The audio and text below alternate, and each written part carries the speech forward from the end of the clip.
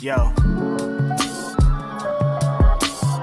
It's Grapsody with Will, Phil, and Reg, trying to keep it real instead of what you usually get from these talking heads. It's Grapsody, we're here to fill the void. 3 black fans, different perspective, got to fill your voice. Coming with the podcast, talking majors, indies in between. Yeah, it's all that, and we're down with Fightful, better fall back. Coming for respect, we connect like a ball bat. No need to double check, these are all facts. You're listening to us talk raps. You're listening to us talk raps. Will, Phil, and Reg. Yeah, we're Grapsody, here to talk raps. Yeah, we're Grapsody, here to talk raps. Yeah. Okay, look, people ask that we just get right into it. So you know what? Yo, Vince McMahon retired from his straight Twitter account. He was like, I'm out here. Nice knowing y'all. 77 years in the game. Peace. I'm out.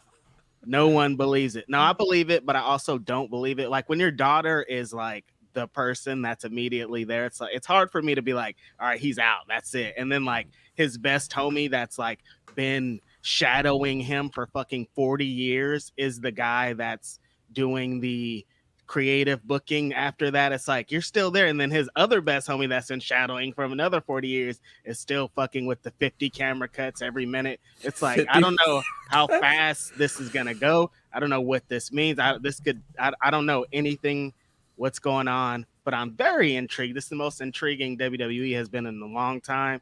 They're gonna have to make moves, you know, on camera to make it feel like there's something different going on. So what kind of moves they making? They making $1 million moves? Hey, and they did that this week. But I'm saying, welcome to Grapsody, by the way. Will Washington here. You know, Phil Lindsey, you know, Righteous Reg. Yeah, in the building, baby. Yeah, in the building.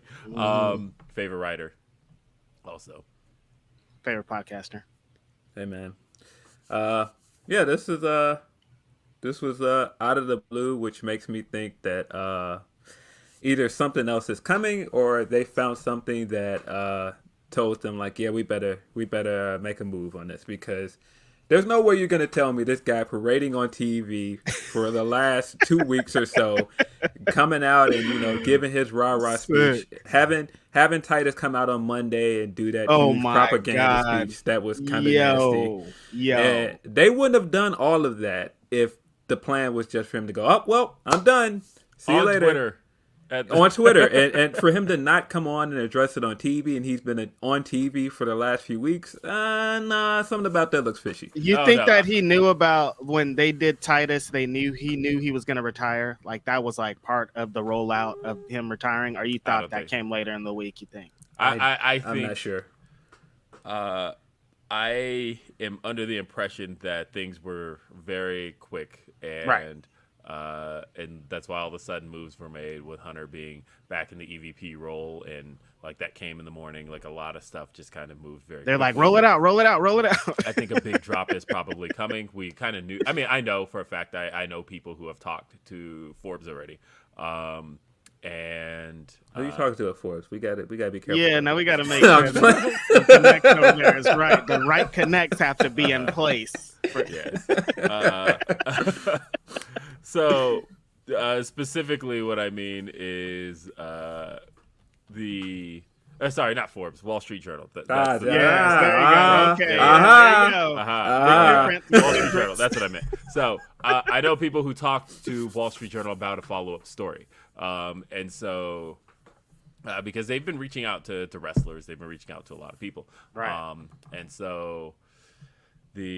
My bad getting up Forbes and Wall Street Journal mixed up. But look, and there's that Real Sports story too that they're working on. Like when they're working on one of those, like it's some heat going on. So I know there is at least something else in the pipeline. I don't know. You know, WWE was tipped off to the original story. They knew that was coming. And they were prepared. Somebody sent Vince a text, yo, they about to fry your ass, boy. You better be ready. Wall Street Journal's about to cook you. So they knew about that one. And yeah, as far as this one's concerned, they at least know something's coming. I don't necessarily know what's in it, but I know that, again, people have talked to them. And so with that said, this. I was in a meeting when this happened, right? I was in a meeting completely unrelated to wrestling anything, and my phone vibrates, and I look down, and I just say, "Yo, Vince is done," and I'm like, Yo, that's definitely a text. That's definitely not like a news alert. Yeah, I saw a text, and I'm like, but I'm in this meeting, and we're talking about something completely different, and I'm like, the hell could that mean? right. What? Who is Vince? That could be anybody. And then I get alerts for Who the is Grapsody Vince? account, right? People keep tagging Grapsody like, "Oh, this is about to be a dope episode tomorrow," and I'm like, "What are they talking about? Did he like die?" And so Vince is done. Would imagine if somebody said that if Vince McMahon died. Listen, will it text? Yo, Vince is done. Yo, And that's so funny. I'm finally like, okay, let me just like act like I'm checking an email or something for work. And He's like, let me really get into this. I need to see what happened. I open up Twitter and I see Vince McMahon #1 trending topic, and then like 10 minutes ago tweeted that he was retiring. Nice So knowing you. that was how I found out. And the meeting was a 2-hour meeting. It was only like 17 minutes in when this happened. And so I'm like, I don't even get to like say anything about this. But Something completely different's gonna happen in that 2 hours. yeah, something could completely different could happen differently. But okay, so this is without a doubt. Look, I've been podcasting 17 years, and there's been a number of massive stories to take place. I still feel the biggest story ever covered as a podcaster was Benoit. Yeah. However, I would say that as far as significant stories in pro wrestling are concerned, this has definitely been just from the beginning. I'm talking about a month ago when this story first started, everything that's happened resulting in Vince McMahon retiring in disgrace. Right. Like essentially not getting to go out with a giant send-off. Like, he don't even get the send-off Ric Flair got. They tried to last night on SmackDown. Hold on there, Will. He said that he retired because he's 77 years old. He's old. And you know, He didn't know he was that old. Also, he's old, and it might be time. So, do we know that that's why he retired? I'm of course someone was in your comments, but Phil. Look, so there's always people in my comments. Yeah. So my thing is, I mean, I think it's interesting that, like, you know, Undertaker retires, he gets massive, a whole pay-per-view dedicated to his send-off. They're still sending him off. You know, Shawn Michaels had a whole night dedicated to his retirement. Vince McMahon himself was about to do a funeral for himself. Like, he was. He's like, get the caskets out, bro. Like, he wanted to do his own funeral on Raw. Right. And the only thing that stopped that was Benoit. Right. But, so, I have no doubt that this is not the way he wanted to go out in a tweet. In a 2-minute segment that could literally be fit into a tweet. The whole segment, Stephanie McMahon's whole segment was posted in a tweet that was under the 2 minutes and 20 seconds. So I know that's not the way he envisioned going out. And so for it to all happen this way, that all the headlines read, Vince McMahon retires amid sexual scandal. Like, it's not like Vince McMahon, legendary pioneer of pro wrestling, is finally calls it a day. Putting his boots in the middle of the ring. No, nope. He's out. Every headline is about. They're kicking him out like Jazz out of the Fresh Prince house. Like, ah! No, they're not doing that in Titan Towers. They letting him walk out. What do you mean? Like, Vince is though retiring in disgrace, and that's like kind of how I always envisioned it happening. I knew like something was gonna eventually it's like it's gonna catch up to this. Like, something was gonna catch him, but I don't know. Still, actually seeing it happen is wild, and I can't believe this is where we're at. This is the biggest wrestling story ever of our lifetime, for sure, because like even the biggest wrestling stories that you've covered, they've all been with him. Like, if you're like, let's talk about Benoit, let's talk about Owen, let's talk, like, all these stories like surround him. So for him to be like, this is it, like, I thought we all thought that this guy was gonna go until they were like beep beep beep, he's dead. That's it. Then it was gonna be over. that's Like literally we didn't what- expect it to be a tweet and like I'm retiring. You guys like no one on their bingo cards of life ever expected this, especially with how, like you were saying, how quickly it happened. It was like a month ago they were like, all right, Vince is on some nasty shit. Now it's like, all right, he's out. It's like, Yeah, woo. I mean, sure shut me up. Was that last episode where I was like, I don't think he's going anywhere, guys? Well, Dude, I talked. I don't you believe it. I talked to a couple of wrestlers when the first story hit, and they all said the same thing. It's Vince. You know Right. that he's, you know, We've seen him get out of some shit. We've seen it with our eyes. He'll wriggle out of this one, and you know, he'll continue to be Vince. Nope. Hey, Uh, nope. Not this time. So I guess in context of this, he's supposedly done with all active duties. That's what it said in that press release. Right. He's no longer over creative. He's completely stepped down. He's still a shareholder, of course, but like he stepped down from all duties. Which, Yes. At first, when he first put the tweet out, I was like, well, he's still going to be doing something backstage. And then when I saw the entire press release, I was like, oh, okay. Yeah, there's a lot to take in with that. Of course, you know, Brucey's still back there, but Brucey. yeah, but but you know, the funny thing about Bruce though is that Bruce, you know, he's been Vince's right-hand man for a long time, but he was also out of the company for 10 years. He was. Right? Like, and you know who fired him the first time? well, I mean, he was His new also boss lady. in that time away, still, you know, giving it up to the ghost. So you know, Yeah, but I just mean that.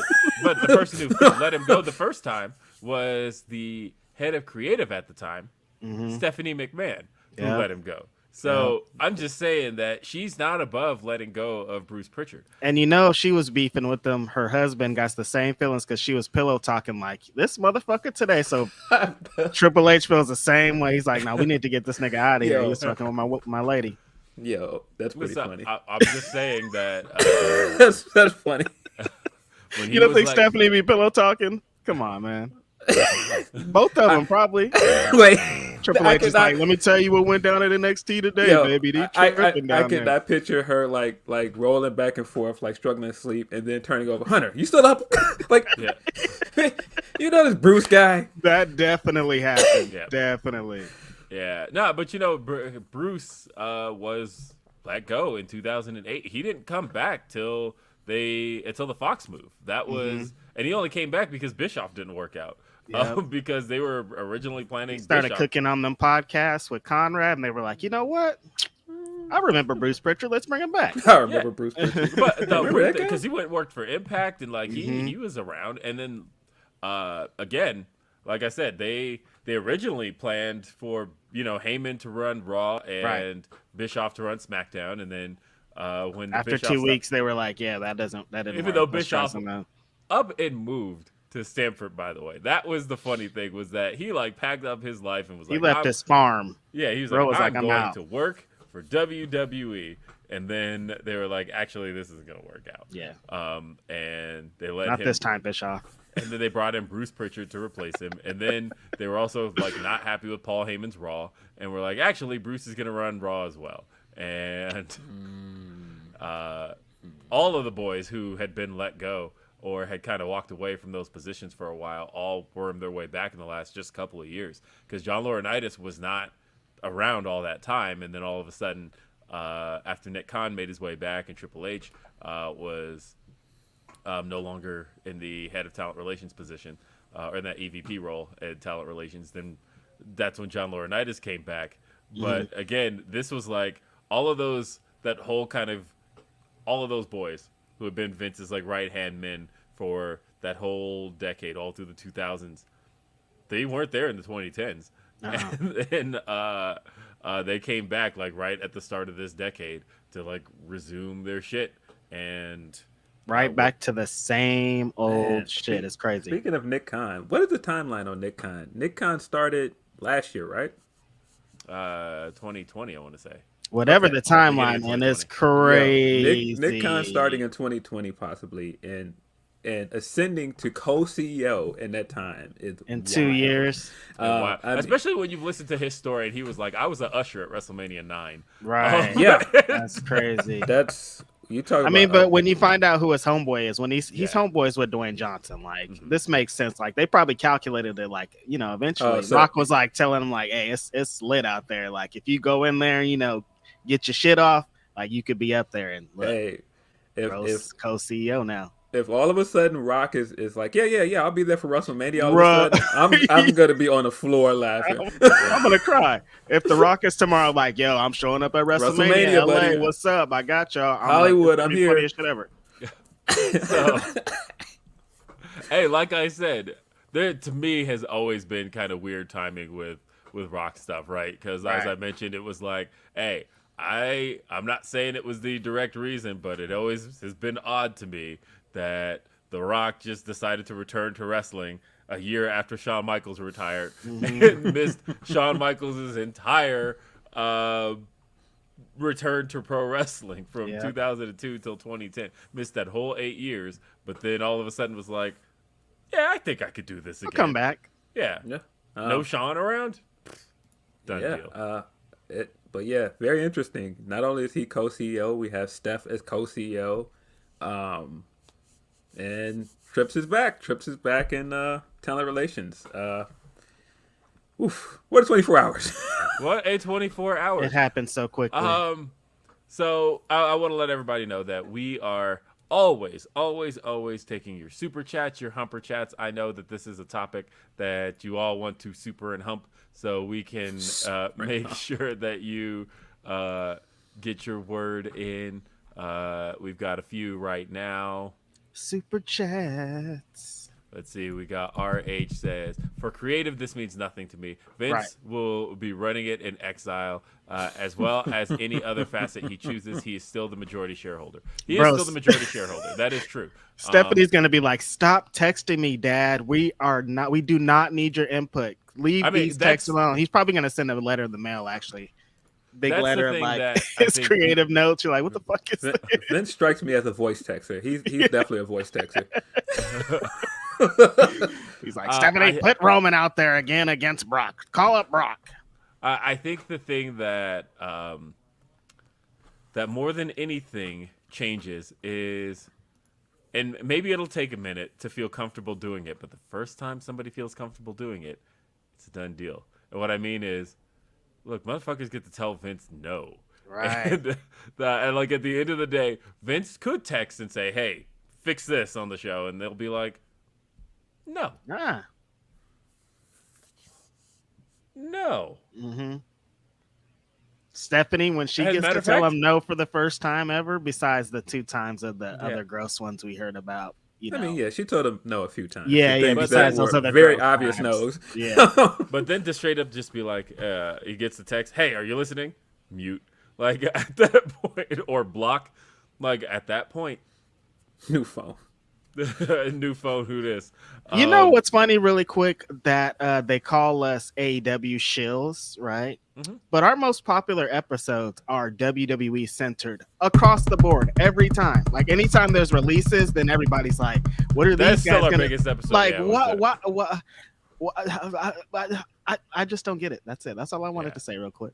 Hey, Brent says, can't decide if WWE is either the apartment or on fire gift from Community or the world without lawyers gift from The Simpsons, or maybe a little bit of both.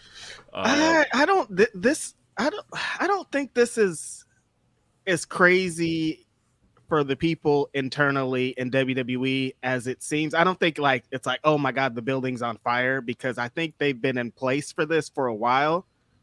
Even beyond this month, I think it's always kind of been like, I mean, he's at the top, but there's still a whole team that does everything that could just continue to do what they do without being like, okay, now we got to take it over to Grandpa. You know what I mean? Like, I think they've been kind of like building this machine with Nick Khan probably has internally been like, this is my party over here, building this machine of people to kind of get this thing going. Well, eventually when he was gone, you know? The piece I find most interesting is that, there's a lot of people who are kind of salivating at the idea that Kevin Dunn could be out.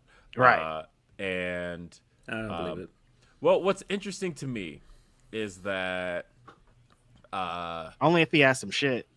well, that's the thing is, the Black and Gold NXT was very much a machine that for a while was working to get Hunter's regime in place to eventually work toward taking over. That they wanted to shoot the show a little bit differently. They wanted to try all these different things, and Hunter had kind of his right hand people, and it was like his thirsty homeboy trying to get back. That's why his thirsty homeboy stopped being thirsty earlier this week. He's like, "Oh, I see, my boy's back." Yeah. Actually, it's not really that hot. Actually, Yo, it's not really that hot over there. That's kind of whack. Did you see Dax call him out on that? He was like, did. "Yeah, I know your homie's back in power, so I know what this really is." Yeah, no, like, we know what it's about. We know what's going on here. yeah. Nah, but Brian, I think Brian been out on these Twitter streets looking real mixy.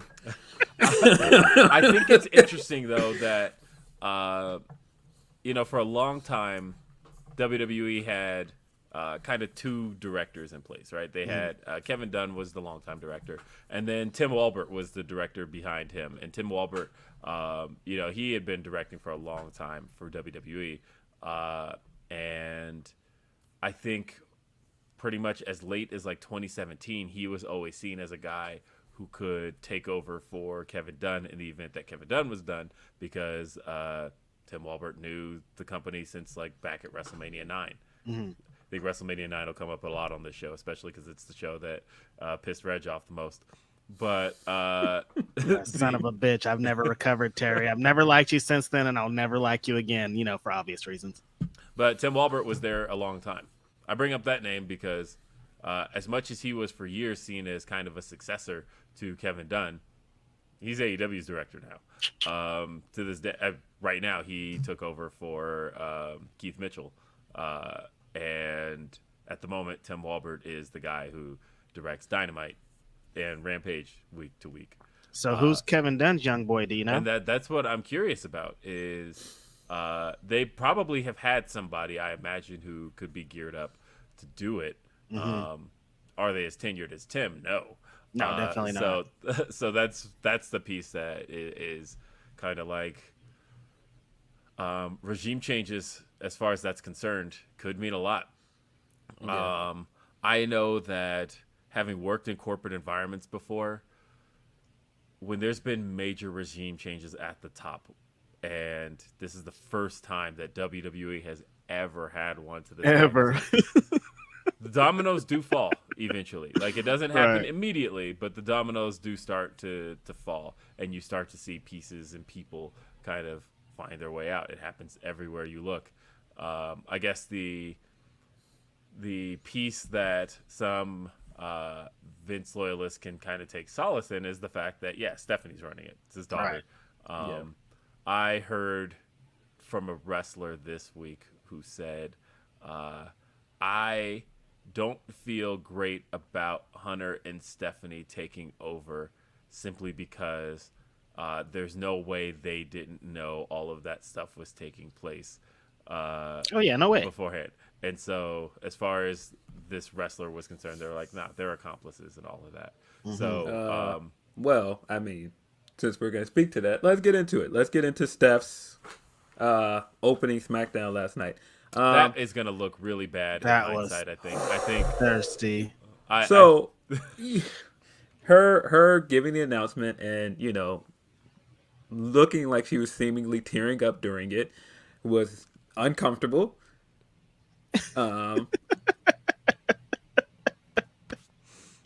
It was uncomfortable. And then the thank you Vince chants were pretty much par for the course for a WWE crowd. I expected no less. But then hold up. Let me say, though, it's a reminder of how scripted that environment really is. Like, she got the that's thank you exactly Vince what chant. I was gonna say. She was like, no, we dictate what you guys say, so stop saying it so you can do it when I say it. Yeah, she got the thank you Vince chance, and she's like, that's later in the promo. Right. She couldn't necessarily pivot and adjust and that it wasn't just like an organic thing. That She had is a so prepared disgusting. speech. No, No. You exactly gonna get this what work. she You gonna get this work. Right. You gotta wait for that chant. We saw WWE producing live and in living color right there for her to be Yeah. like, no, So- that's my third line, you guys. Let me get to it first. Yeah. So then we get to her leading the chant, and I was just sitting there like, and I can't remember who tweeted it, but somebody was like, can you imagine another situation where someone is accused of sexual misconduct and that's surrounding their retirement, and then the company itself leads in a thank you chant, and look, I can't envision that actually. Trump rallies. I That's mean, like- of course. that's the only place. of course, It's pretty familiar for some reason. I can't put my finger all the way on it. But man, just thinking about just like the last 3 weeks or so, the last month, and everything that's come out, and then to do that, it's like, yeah, it's weird. It's very weird, and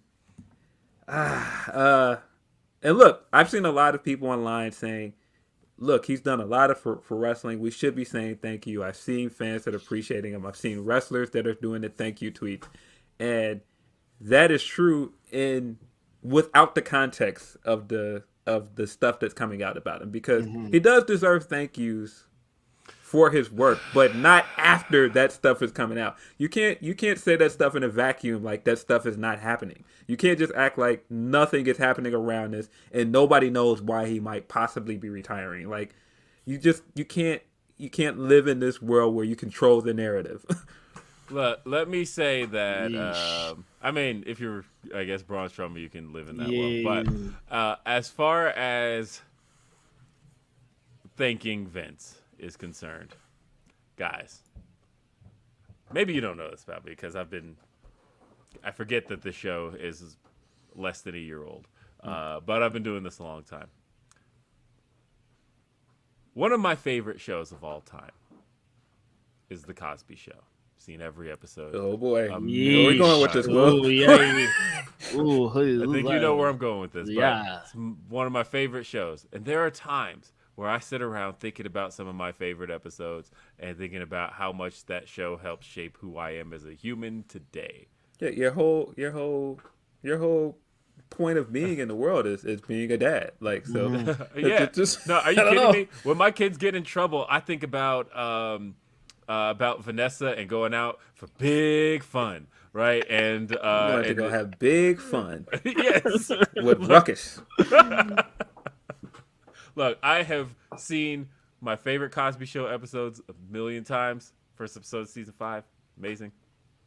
That said, you didn't see me as that man was being hauled off to jail being like, thank you, Bill. You Thank did it. Oh You my did. God. I Look. can't believe what you did for the sitcom genre. Thank you. No, you're like, yo. Yeah, that would have been. Yeah, that no, would've get been that crazy. motherfucker out of here. All this old man out of here, bro. like, That would have been wild.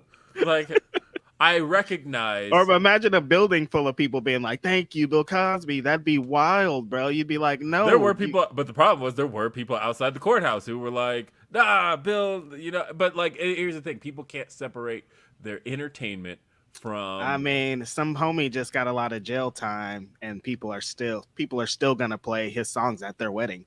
And they don't care. Like, he got convicted and you're still going to step in the name of love at your wedding. They're not going to stop. Hey, happy people. I'm listen, saying, listen. forever. I'm from Chicago, and I would like to throw this out for people. Even before the stuff came out, I thought "Step in the Lane of Love" was kind of corny. I'm sorry. Oh, I thought that okay. shit was corny. I don't know. I've never been that big of an R. Kelly fan, and he's from this city.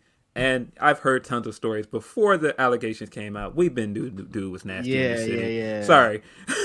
Speaking Well, of and jumping that out was the a- window that for was a- jumping out the window, I feel the same way about the Cosby Show. I never really got it. Oh, Really? Yeah, it wasn't for me. Oh man, Not a see, I fan. wanted to be Theo so bad. Not for me. Yeah. A Different World, on the other hand, I Wait a love A minute. I've Different seen World. Every I think Different it's a World, great one. too. Yeah, it's a great show. wait a minute. We're not gonna just gloss over him saying I I want wanna to be be Theo so Theo. bad. Theo was cool as hell. What are you talking Yeah, about? no, I feel you. Theo. Wait a minute. Which season of Theo? Because when There's a lot Theo of became a Theos. teacher, I was like, all right, bro. Yeah. No, I mean, it was like, I'd say middle of the series, Theo, when he like started sporting the high top fade. He got the earring, which, come on. And like Bill was like, or Cliff was so disappointed in him getting the earring, and he's like, what, did you get tagged or something? You know, look, that show like shaped the hell out of me. I think I got just a lot of Theo. I got a lot of my like family values from that show, right? But at the same time, my mom, I've told the story on RBR, have not told the story on Grapsody. My mom lived across the hall when she was so my mom was an aspiring actress. She lived in LA for a while, lived in New York also. But my mom lived across the hall from a woman who was a victim of Bill Cosby's in the 70s. Shit. My mom knew at the time. And so when we would sit around and watch the Cosby Show, my mom would always get really eye-rolly about that. And anytime there was like a big moment of Cliff's where he had like a big great dad moment, my mom would always go, that dirty ass man. And like, you know, she knew, right? Like my mom would always talk about how you can't trust that man, that Bill Cosby, you know, he'll sell you Jell-O pudding pops and Kodak film. But at the end of the day, that man was not to be trusted. Ooh. And so, but it was one of those things where like, you've heard Vince stories forever, right? There's been little stories, there's always been little chatter, but until you kind of saw it all come together as one major thing of like, actually there's multiple people and all of these stories that keep coming out about Vince, whether it's Rita Chatterton or whether it was the woman in the tanning salon in 06, every time these stories keep coming out, they're all really consistent. Right. And then that's when you start to realize, nope, there's a pattern of behavior here, that these aren't isolated stories.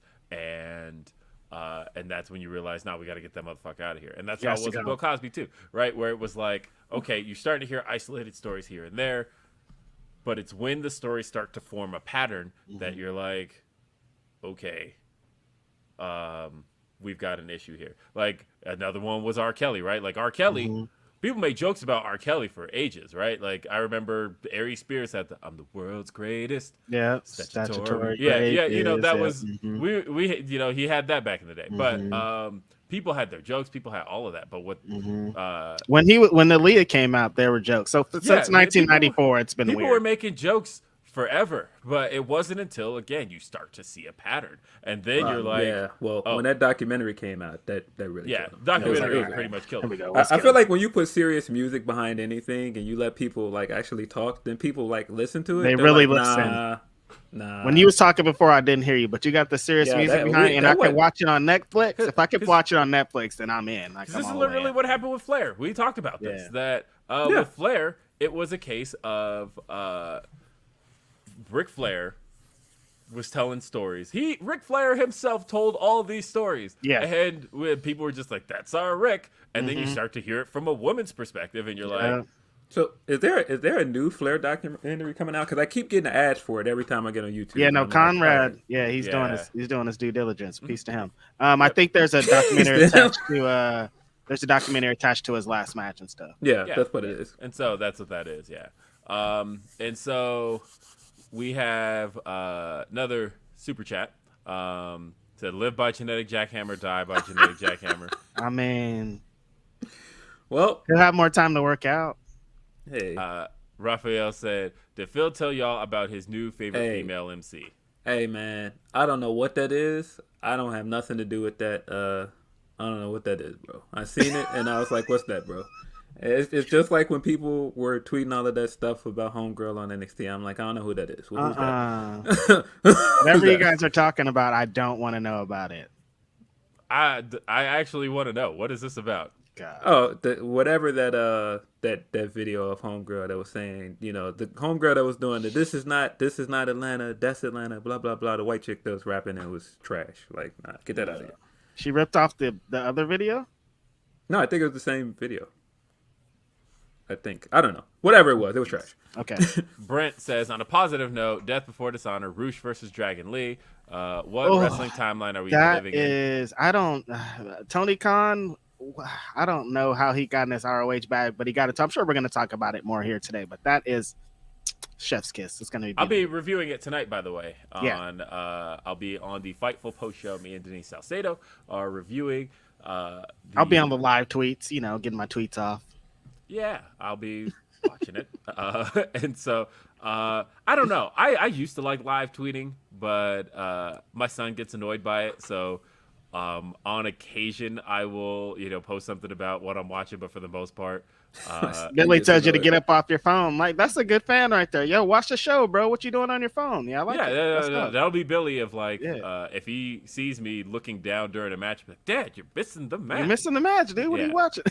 Yeah, so if you notice over the last you're like, couple Billy, I'm a professional. This is my job. If you notice now over the last couple of years why I'll maybe have like 2 or 3 tweets a show. That's really it. It's like, all right, commercial break. I'll say something about the last segment, but actively during the show, I try to watch. And Billy's really looking forward to this one. So he's been talking about it all day. Who couldn't be looking forward to this crazy show that they're about to do tonight, man? Jeez. Billy has only ever seen. Some people ain't looking forward to it.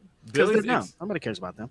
Billy's exposure to Ring of Honor in history has really just been clips of his favorite wrestlers that he sees on the Ring of Honor YouTube account of like, Dad, did you know Seth Rollins was in Ring of Honor as Tyler Black? And I'm like, yeah, I interviewed him at the time.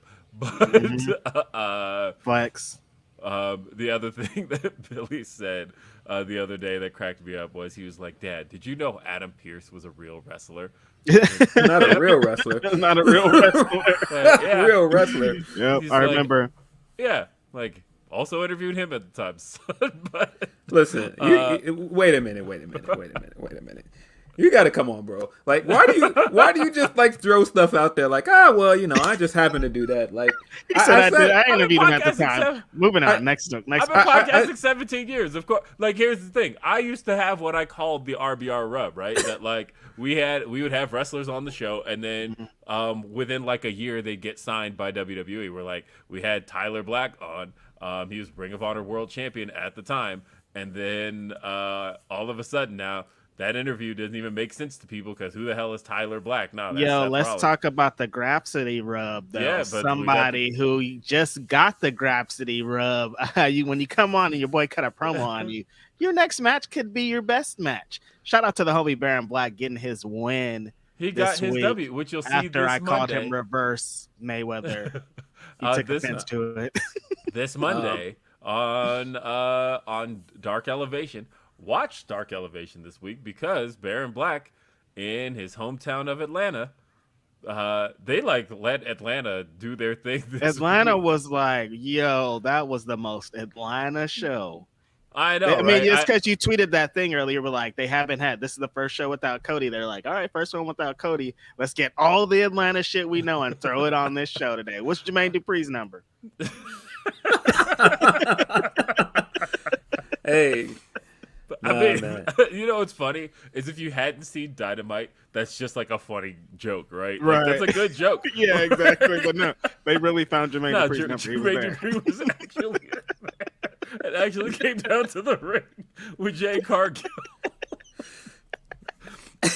I love it, man. Atlanta, baby. What a timeline we live in right what now. A weird timeline. This is the weirdest timeline ever. When you even think about this fact, like, Lil Scrappy was doing a rap battle last night, and I was watching it because I watched it late because I got up later and watched it. And I was sitting there watching it at like 2 a.m, and I was like, man, Lil Scrappy is on AEW television, and Cody Rhodes is back over there, and Vince is gone. What? I know, right? Yeah, weird. It was all very weird. I have to say though, shout out to Max Caster for. I've been tweeting about it. I'll tweet it every time now. But every time he includes a gun line in his tweets, he did like 2. He included a couple in there. He had 2. He said, "Only time I own a." He said, "This rap battle is the only time I own a gun," and that was like, I love it. That was good. That was appreciate it. I appreciated that. They let him get his shit off in that battle too. They were They like, did. no, go ahead. You could get a little bit more than your bars. I will off say that they also let Austin Gunn kind of do his thing a little bit. I wasn't feeling the homophobia, but I'll say that I could have done without the whole thing, honestly. But you know me. Well, my thing is the thing I felt most about the Austin Gunn stuff, and never mind. That's just trash. Okay, yeah, let's go with super chat. The rap battle was better than I thought it was going to be. I was definitely side eyeing when I saw it. I was like, this. I did love my reaction is when they shot to West Side Gun after it was all over. That's yo, that was really funny. That was very unintentionally funny. I was like, that's hilarious. Yeah, that's perfect. That defines this whole thing right there. Gotcha. Yep. Let's see. Srilan X says, will Hunter try to get his old NXT team back? I could see, and I saw some people tweet this earlier, I could see a number of the people who got released over the last 2 years. Gabe might be able to get a job again. Who haven't been signed again yet. I could see a lot of them getting their jobs back. A lot of people have been throwing out like Tegan's name, right? Of like, she was one of Hunter's people who got called up and let go, but Hunter's up there now, and could that be one of those people who they were saying a lot of like, are there people that signed over the AEW? Are they going to go back now because Hunter's in charge and Manson? I'm like, you never know. They could. You never know. I think he'll try and sign some people back, especially because he's in talent relations now. It'd be one thing if he was just back in NXT, but in talent relations, I can see him signing some. He's a top dog over there. Yeah. So I could see that as well. Like he's gonna be the one to be like, "Hey, this is Triple H. Sorry to tell you, bud. We're gonna have to let you go." No, it's the game. When you do the Hunter impression, you have to give it more of a. I don't know why he does the thing with his syllables where he tries to talk like this. But and they'll say, and my favorite one is when he talks about the WWE because he always says WWE. I've worked on my Hunter impersonation for years. So we got a Humper chat. Van Twinblade says no Glory Pro changes from last week. 0.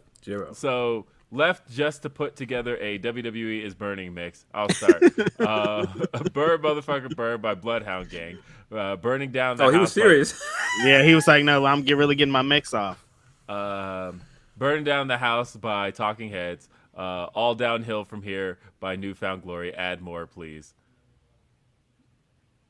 Burn, baby, burn. Disco Inferno. Are there new songs? Like, do people make new songs besides like The Roof is on Fire?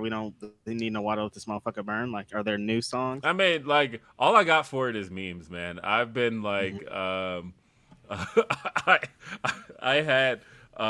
think I've had in my drafts pretty much since the story came out of dude at the funeral with the just showed up this stuff. Wow. So yeah, look. So going back to the original point, as far as thanking Vince is concerned, yes. I understand why. I understand that as far as, especially if you only started watching wrestling in the last 20 years, I fully understand the need to feel like you owe your wrestling fandom to Vince McMahon because you likely do. And the same deal. I probably owe my fandom of sitcoms to Bill Cosby. And who knows? Probably not me because of my age, but one of my siblings was probably conceived to some R. Kelly music, right? Like, I fully understand that there's a lot of things that... I mean, I could admit that I've been watching wrestling for 30 years, and it's because Vince McMahon had a TV show that showed wrestling, Yeah. So. No, I mean, I've always said that I started with WCW, that I am more of a product of the fallout of Jim Crockett Promotions than anything else. But as you can see, there's a WWE Championship right here. There's an undisputed title right here. There's all kind of WWE memorabilia back there. There is a spinner belt right here. And look, I even got the WWE logo up right. It doesn't even spin. Wait, it doesn't? I've got a SummerSlam. I've got it locked in place. But I can say it. No, it's serious business up in here. It can't be Feels spinning like it willy-nilly. doesn't. Well, look, I was about to say, no, how you gonna have a spinning belt that don't spin? Like, what do you mean? It's because when it sits on the shelf, so the WWE logo is top heavy, right? Because it goes up like this. So if I remove the lock, it basically falls into an M. You don't want it to be the Miz belt. It always, that's what it does by default. And so in order to have an upright WWE logo, I've had to lock it in place. But I do have that. I've got a SummerSlam chair. Next to that is a Royal Rumble chair. There's a Royal Rumble poster right here, WrestleMania poster. Sounds like your WWE show to me. I don't know. man. Look at this. And those are just, and the funny thing is, all of this comes from events I've been to. So, people are always like, oh, Will's always at AEW events. Yeah, I've been to like 14 AEW events. I've been to like 70 WWE events. Right. So it would take years for me to catch up to that. There are figures all around here. Like, I get it. I absolutely get that. I won't count the big gold here as a Vince thing, because even though it ended with him, that's a NWA belt that became a WCW belt. That's it. Like I said, I actually get it. I get why you feel a certain way about condemning Vince. But I think you have to think of your fandom as a whole. Right. And that it wasn't just Vince McMahon that you loved. It was the wrestlers that you loved as well. And then you have to start thinking about the environment that some of these wrestlers were in. That the fact that even one wrestler, let alone multiple wrestlers and people who work behind the scenes, have said that, had inappropriate things happen to them. Even if it was just one, that's a problem. But the fact that it's been multiple, that to me says that's enough for me to be able to at least wash my hands of the thanks. That, right. Yeah, that's how that Gerald Briscoe tweet came off. Like he was like, "Oh, you jabronis need to be thanking him," and then right after that, he was like, "Oh, well, by the way, what I was actually, I was not trying to say, yeah, it's like, all right, man. Like you could have led with that first tweet. And I get wanting to say thank you to the dude, but the timing ain't in your favor, bro. Not the right time. And speaking of, sitting here looking at it, like you do have a SummerSlam chair next to you. SummerSlam is next week. It's completely overshadowed SummerSlam. Yeah. And I mean, hey, whose headliner dipped when he heard the news? Well, listen. So that story hit, and I have to. The story was careful in its wording, and that it never actually said, and Louis Dangoor pointed this out too, but that none of the story said that Brock wasn't gone, or that Brock was not returning. It never said that Brock. The way it worded was exactly what actually happened. That he walked out after hearing the news. He came back. But bro could have just went to go get a steak real quick and came back. People are running with this as a look. We got him. We got the dirt sheets. We worked the dirt sheets. Oh my god, man! So it's what's the Buster Baxter went away, then he came back. Big Brock Lesnar went away and he came back. that everybody backstage has said that like Brock's run in at the end was not in the script, but at least the script was kind of formulated in a way where you could add Brock in and send the fans. So they didn't falsely advertise. They're like, all we need you is for 30 seconds so that advertisement can be true. Brock, please show up. Yeah. I think people that do the whole you dirt sheets got it wrong. I think people that do that are weird, and it's funny so every time they do it. It's because like, look, it's not that the news was wrong, because he probably did leave, and boy, if the speculated reasons for the reasons he left are true, oof. But no, he probably did leave, but that didn't mean he wasn't coming back, because the whole time in the news article I read, it said they were trying to get him back. So what I read it as, okay, well, they talked him into coming back. That didn't mean that the story wasn't true. And then people tried to dunk on Cultaholic for saying that there were plans to bring in Goldberg. That doesn't mean that wasn't true. That just means they don't have to do it now because Brock is back. That doesn't mean that they weren't trying to reach out to Goldberg. Yeah. You know, the weird thing, too, is that I saw people coming at Sean, and they were like, now he got this Brock Lesnar story wrong, and he got the MJF story wrong. And I keep trying to come back to people and remind them, point to me where Sean got the MJF story wrong. Yeah, which part? I don't understand why they I keep know saying what that. people think, because one particular guy who will never be named on this show had a report, and I specifically told this person, your report is incorrect. I told him straight. I have screenshots of saying, hey, just so you know, your report's incorrect. You it's probably in your best interest to not run that. And he replied to me that I suppose if I do my impression of his voice, everybody's going to know who it is, so I'm not going to do that. And I do a really good impression of this person. But he replied that that his story was right.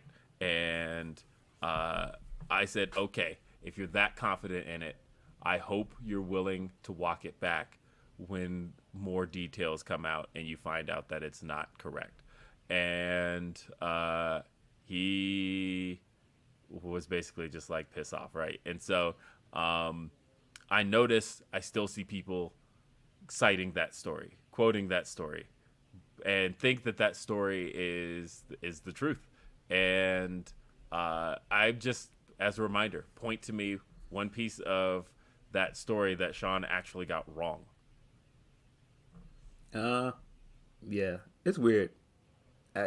I do think it goes with WWE's tendency to call out the media as much as they can. Right. But again, that's why that whole running with this, then, now, and forever, and adding together at the end, like, we're in this together. No, we ain't in this together. Y'all are in this by yourselves as a corporation. Like, Definitely. I watch for my entertainment. I'm not in this with y'all, bro. Like, we are not in this together, bro. I'm not in this. Jake Salazar says, Austin Gunn won that rap battle on the Lashley sister line. No, I'm sorry, he did not, but when brother. you basically dress up like Madea and get flamed about it, you kind of lose. I think we all lost. But then here's the thing. Max Caster had to come back about the reality show that nobody watched that Austin Gunn was on. I like rap battles, so no more rap battles on wrestling shows, even with wrestlers that can rap. Thanks. I mean, look, I don't think this was as good as New Day versus Usos. I think that's up here somewhere. Come on. No. I thought New Day versus Usos had good burns, but it didn't feel like a real rap battle to me because it felt like keep all of it. I don't even the New Day and Uso one. I'm like, if you like battle rap, you're like, I don't want. But it's wrestling. Like nobody's expecting it to be like URL. Like that's why I don't want to see it. That's what I was saying. That I feel like Max's raps, especially toward the end, felt closer to actual battle raps than the whole just kind of like the John Cena style of saying a line, wait for the crowd reaction, say a line, wait for the crowd reaction. That's not the way rap battles actually work. No, absolutely not. Sometimes. But I will say that, like I said, I do think that segment was better than I expected it to be, because when I saw Austin Gunn, I was like, and it was better than I thought, but he didn't win that rap battle, fam. Like when it got to the end and Max was hitting him with all the punchlines, he lost. Yeah. He lost, fam. Like when he started choking, he lost, buddy. Yeah. Jesus Garcia says, doesn't Triple H have Jeremy Borash to eventually take Jeremy Borash is there. Okay. I mean, has Jeremy Borash ever done like the full-on directing of the show, though? I think in Impact, maybe no, because the homie was there the whole time, huh? I mean, I don't know the whole time, but Keith Mitchell was in Impact for a long time.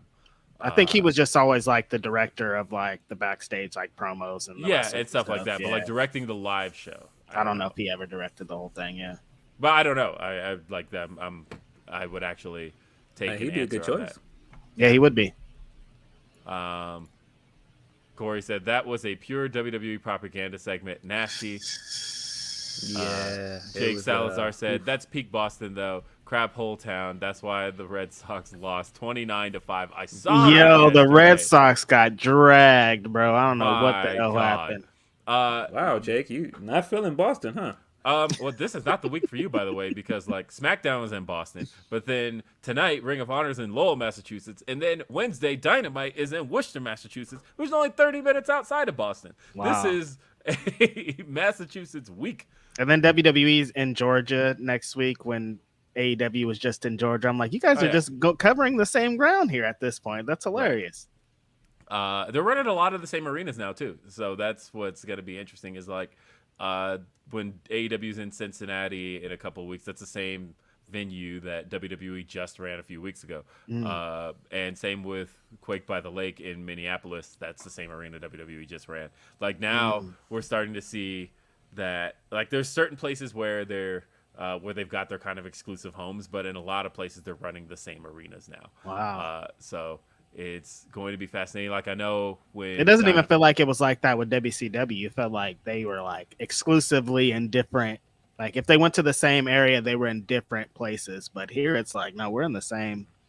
We're about to be over there in 3 weeks, bro. Pull up. Well, as I know when because they're supposed to be in Buffalo, I think September 7th. AEW is, and that's they've never run Buffalo, but they're running the venue that WWE. They better. He was just in the front row cooking this time, but Buffalo, New York, you better have West Side Gun on TV saying something, doing something, wrapping somebody to the ring, doing something. You have to. If you don't, you're missing a huge opportunity. Yeah, he is never going to let you guys forget it. No, you're done here. He's been waiting to do something. He has bought so many front row tickets. You can't come on, almost man. As many as Will Washington. Almost as many. Almost as many. Like him and Will Washington are neck and neck. Buffalo is interesting because that is where like all of the Stricklands are from. That whole side of the family is like my dad's from Buffalo. My dad was originally born in Buffalo, and all of my dad's siblings are Stricklands. He's actually the only Washington of his siblings. I take that back. He had one sibling who died as an infant, and guess what his name was? William Washington. So there's that. But other than that, all my dad's siblings are all Stricklands, and they all live in Buffalo, New York. So that's a little thing. They would all come out for that. Let's see. Smiley. Just waiting for Reg to say it. Tracy. I was reading the thing to see what she's saying. I don't know what she wants. Morning boy stopping by to say, hey, I'm going to go day drink now. Reg, text. It's early. God. Tracy. Speaking of Smiley, I was walking back home the other day. I went and grabbed something to eat. And she texted me out of the blue and was like, where are you? And I was like, I don't know, getting something to eat. And she was like, I think I just drove by you. And I was like, probably. I don't know. How many field lights are there out there? And she was like, oh, were you here? And I was like, yeah. And she was like, yeah, I just drove by you then. And I was like, Shout out to Chicago. Mm-hmm. Shout out to Chicago, man. Let's see. We got a... D-Lo Diggs says, sup, fellas, on my way to a seminar down in Omaha with Mike and Maria. Hey, nice. Those are close friends of mine. Says, man, this week alone makes me want to tranquilo touch grass and put my toes in sand. Yeah, shout out to D-Lo. Shout out to Mike and Maria. Shout out to everybody in that. Yeah, that's dope. Jennifer says, sorry for missing last week. Sending love and light. Keep shining, gents. Thank you, Jennifer. Thanks, Jennifer, as always. Let's see. The Anwar says, much love to y'all and everyone watching. What is your Mount Rushmore of tag team wrestling? Mount Rushmore of tag team wrestling. Young Bucks, duh, easy one. Okay, I have mine. I've got my 4. Okay, mine's are Bucks, the Dudley Boys, Harlem Heat, and the Hardy Boys. So I still believe that tag team wrestling had its personalities and it had its personalities and its talents, but I feel like it didn't have its style to me till the last decade.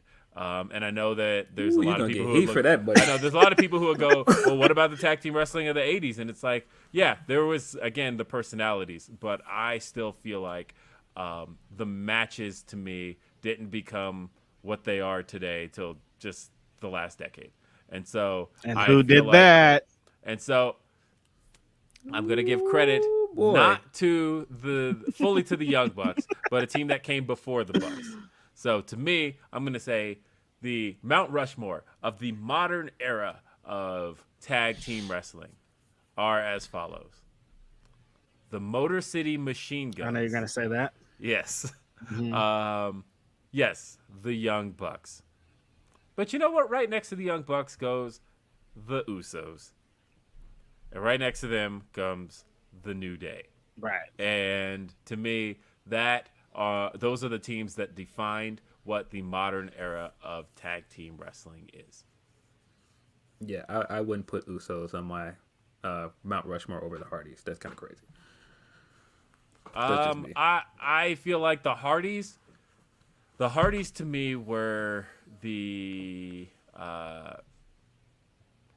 I feel like I suppose it would probably be the Hardys in place of the Usos for me too. So I'm going to say like they kind of helped lay the groundwork for the modern era of tag team wrestling. Right. And so that we could get to where we are, because everybody who I mentioned kind of grew up on the Hardys and styled after the Hardys. But I feel like Hardy Boys. The Hardys, Edge and Christian and Hardys and the Dudley Boys is considered like, a phenomenal era of tag team wrestling as well. But it's, for the most part, a relatively short one. Like, the Hardys, Edge and Christian, and Dudley Boys had their first match together, 2000, right? As far as the three teams are concerned. Edge and Christian broke up. Yeah, 2000. Edge and Christian broke up in 01. So, like, I know, like, at that time, things felt like they were moving a lot slower because we had Raw and SmackDown featuring kind of unique content, featuring both guys. So 2 years of content felt like 4 years of content back then. But relatively, it was only like a year and a half. Like, it's not like we got a huge amount of time out of all of that. Yeah, but their mark is... Yes, their mark but on it left a is huge mark. is. Absolutely. Yeah, we have a pay-per-view named after one of... what they did. Yeah, of what they did. So, what about you, Phil? You didn't give yours. I would say Motor City Machine Guns as well. Motor City. Probably Great Young match Bucks. the other day. Yeah, they did have a great match. So Motor City Machine Guns, Young Bucks, New Day, and Hardys. So probably basically the same thing I said. Okay. I feel like the reason I was willing to put the Usos in there is really because of the fact that they were a big part of, and even before the modern gimmick, I feel like the Usos really around 2014 figured themselves out as a tag team. They clearly watched a lot of New Japan and PWG, and were a big part of bringing that style of tag team a wrestling. big part of doing the Young Bucks in WWE. Yes, was making sure the Young Bucks do not get signed. Make sure those two brothers do not get signed, because we're already doing that. Hey, look, they were about to get signed anyway, and I just realized because I'm wearing the Street Fighter shirt. I buy all of those, by the way. Look, as a big Street Fighter fan, anytime I see like good Street Fighter wrestling merchandise, I'm gonna get it. Hey man, who's the third guy next to the Young Bucks on that shirt as well? Who was also in the news this week? That's right. Fightful Select reported that Kenny Omega is on his way back. That wrestlers have been informed. What does this mean? I poked around on that, and I'll say that I didn't get a no. And so there wasn't necessarily any confirmation, but usually I've always said that a non-response is usually or a no comment is usually a good confirmation on certain things, because had it not been true, I would have just gotten this straight up, nah, it's false.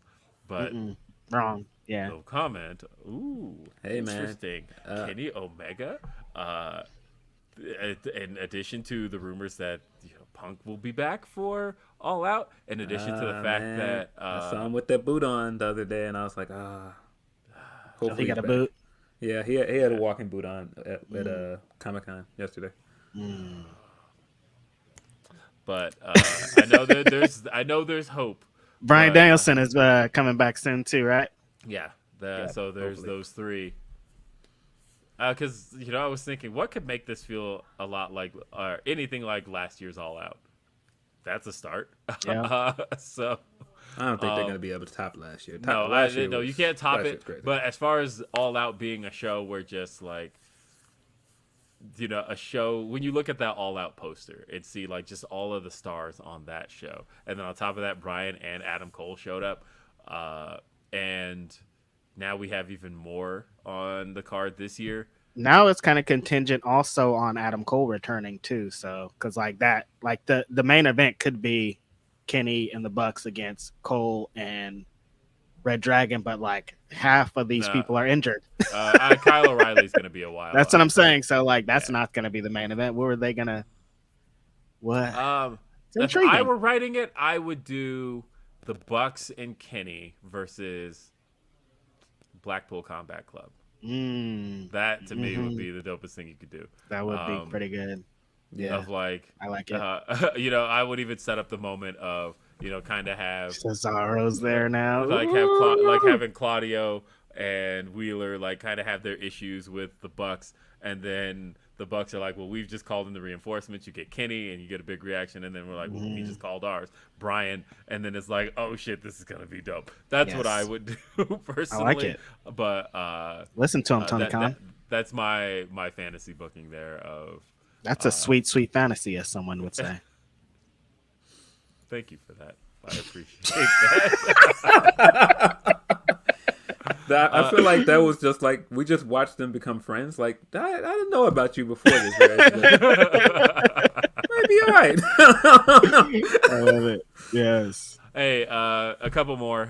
We got a big super chat. Thank you to Jay, who says, I'm one of those waiting to see WWE post Kevin Dunn. The modern production is the main reason I no longer watch. As a big Bret Hart fan, they could present a carbon copy of Bret versus Austin at WrestleMania 13, and I'd turn my TV off in disgust because of the camera work alone. Appreciate the great work, Grapsody. Look, Yeah, that's the reason my wife can't watch anymore. She gets like dizzy from watching WWE television, where she's told me time and time again that it's the shaky cameras, it's the zoom ins, it's the I get it. constant camera cuts, and again, like I said the other week, it's not like that stuff has been around forever. That's stuff that they started like 10 years ago. Right. It's funny that that's a lot of people's complaint, but I've seen so much WWE that I don't even notice it half the time. Like I have to like see like a Twitter clip of somebody being like, look at these 1,000 cuts. And my brain doesn't be like, there's 1,000 cuts. I'm just like, that's how WWE is shot. It's dumb. I will say that it's like a cheesy action movie. Super cheesy. Not to get That's all what they wanna chilly do. on you guys, but AEW is the primary reason I started really noticing. Like I noticed it, but it didn't start to bug me until I was watching more weekly programming on television that didn't have it. And so the more I was like watching Dynamites and then even before Rampage, just I would watch a Dynamite, and then a couple days later SmackDown would come on, and it's like night and day. It was like, oh shit, like I was so used to things, a shot just kind of hanging on something, and now I'm seeing a punch, but in the middle of the punch, it cut to another camera, and then, my God, forget somebody doing multiple punches because it's going to be cut. Yeah, and, when they were doing it on Oscar's back fist the other day, I was like, they got to come on with these cameras. It's like a DJ Premier song out this bitch. All these damn cuts. Oh my God, man. Yeah. I think when I started taking a break and watching a lot of New Japan, I noticed how big of a difference the production was, and I was like, yeah, this is. They let moments live over there. Yeah, WWE well, I mean, is like, we gotta produce I need to shoot it from over there. Let somebody from the crowd have a camera. Let them shoot. It's like, yo, where are you? I mean, that's the key here is that the Vince's philosophy, and in a lot of ways, it's AEW's philosophy too. But a lot of their guys haven't been kind of trained in the performance center for that. But it's kind of what, and Red Velvet mentioned it in her interview with us as well. But it's a lot of in WWE and in AEW to an extent, you work for the camera. Right. Whereas in New Japan, you're working in the ring and you're working for the crowd, and the camera's just there to catch it. And so it's just different philosophies. It is. And I personally do prefer TV wrestling. The New Japan style, though, of of filming what what the wrestlers are doing, and not necessarily the wrestlers working for the hard cam, all of that. But I recognize that TV wrestling has become that. Like when you're about to hit your finish, but you have to turn around. That doesn't make it look. That's like, no, drop them right there. Why are you turning around? Like, so stupid. Well, and that's the thing is like, because I've always hated that. I feel like good example is John Cena, because he wasn't doing that the whole time, but like John Cena would hit the AA, right? But like originally he would just get them on his shoulders, drop them. But then as time went on, he would start to get them on his shoulders, turn to the hard camera, and then do it. And like that's one of those, Bianca is a product of the Performance Center, because look, love Bianca as a performer. She's probably my favorite women's wrestler today. So I don't think I'm like knocking Bianca. But like there are times where I feel like the KOD could be so much more effective as a finisher. She just hits. But those times where she gets her opponent on her shoulders, she has to walk them to the middle of the ring sometimes. Get in the middle of the ring, turn to the hard camera, and then hit it. And I'm like, oh, that is that thing I hate about. Like the best ones are the ones she hit on Dewdrop, where she just like got Dewdrop up and dropped her like there. Like it looks more effective instead of like I have to walk them over here. Like it's just formulaic. Yeah, no. And The Rock did that for a while too. But like The Rock's worst rock bottoms to me were always the ones where he would lock the arm, turn to the camera, and then hit it. But once he just started, it became more of a snap finisher where somebody would throw a punch at him, he'd grab him, rock bottom, always way better. Because the guy sitting there like a zombie waiting is so anything where an opponent has to sit there on the shoulders and like, I'm not just gonna climb down. I'm just gonna sit here. Okay. I'm tapping the hell out of that left trigger. Get out of here. Drop me down. Speaking of which, Reg, how have you been enjoying 2K? It's I love that you talked about it a little bit when you were talking about playing it. They've updated the controls, because I think I played like maybe 2K19, maybe 20. And it had got so complicated with like the mini games and like if you get I didn't know how to kick out over there. Like there was like some kind of you had to like press A and like it was like what just dude I love to kick out. Let me just mash buttons to kick out. Let me mash this button and kick out. And they've done that. They simplified everything where it's not like first you press this button, then you got to press a fucking Street Fighter worth of combos to like bro what are you.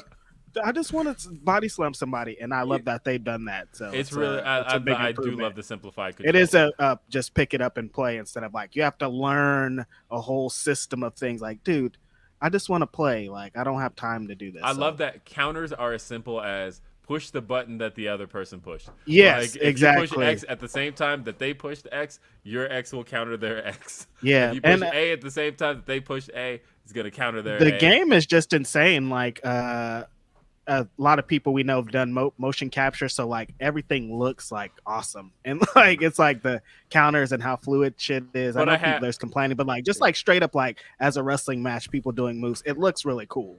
I have said my problem with motion capture is that if you get somebody who like is very clearly impersonating the guy and feels, then I kind of get that uncanny valley feeling where like Austin doesn't feel like Austin, because you could very much tell that it's not Austin, it's somebody doing Austin playing mannerisms. Austin. Yeah, somebody playing Austin, and like I'm like, nah, they're trying too hard to do the walk. I can tell this mocap wasn't really him. Like I can tell, right? Like I can absolutely tell the difference between who was clearly at the performance, and like all them NXT dudes, you can see that it is them. You could see that that this is all stuff they filmed at the PC. But then you can tell who very much did not have the time to come do that shit. And speaking of video games, I've been confused all week. What is this? Why is there cats on my timeline? What is this? There's something called Stray, I think. There's a video game with you play a cat or something. Like my whole timeline has been talking about this. What timeline you on, bro? I don't know. Video game Twitter, they're on some weird shit. There's a game called Stray, and you play like a stray cat or something, and you get into misadventures. I'm like, Where do you guys? I thought Will Washington maybe could be on it, but I mean, I guess not. He doesn't. I'm not on it, but I know what it is. But, Oh, okay. Yeah, I'm like, what is this? Why do people keep talking about this? Video games are so like you could just make a video game out of anything at this point. If there's a video game about a stray cat, my bro, it's crazy out here. Hey, we got a couple more of these of super chats. Orion Ben says Brock just ran out for cigarettes and came back. No, for real. He's like, I'm about to go get a drink. I'll be back, bro. What y'all Y'all worried talking about? Vince is gone. I need to get something to hold me over.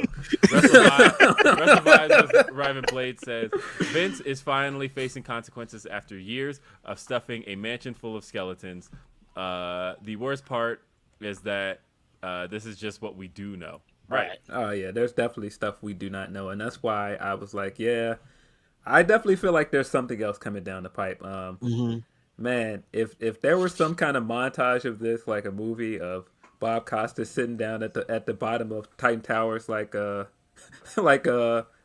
Frank Lucas got arrested, American Gangster, and he's just sitting there by the car. Yeah. He's like, yeah, come on in. I'm ready for that interview now, Vince. You can come straight on in. Maj Hates All says, in regard to the R. Kelly thing, the apologists were telling me, but he made Ignition. He said, I don't care if he invented the engine. He nasty. Right. Perfect example of Vince. He made WrestleMania, but like he also did a bunch of awfully terrible. I don't know if Ignition is the one you want to be putting your hat on. Like that's the banger he made that that shuts all of that down. Like I don't know if Ignition shuts down all of that. Now. Little controversy. Derek Gordon says FTR watched the show and y'all gonna leave them off. Look, this is Mount Rushmore. Did I say greatest tag teams around today? Yeah. No, that's a different story. That's a different story. But as far as the teams, what I was saying was laid the groundwork for the modern era of tag team wrestling. I would put the Briscoes on my list somewhere. Who did I say? That was because they like as far as modern wrestling, like they played a pretty huge role too. Hard thing is, I'd almost have to replace the New Day with the Briscoes. Yeah, because the Briscoes did some amazing things in Ring of Honor.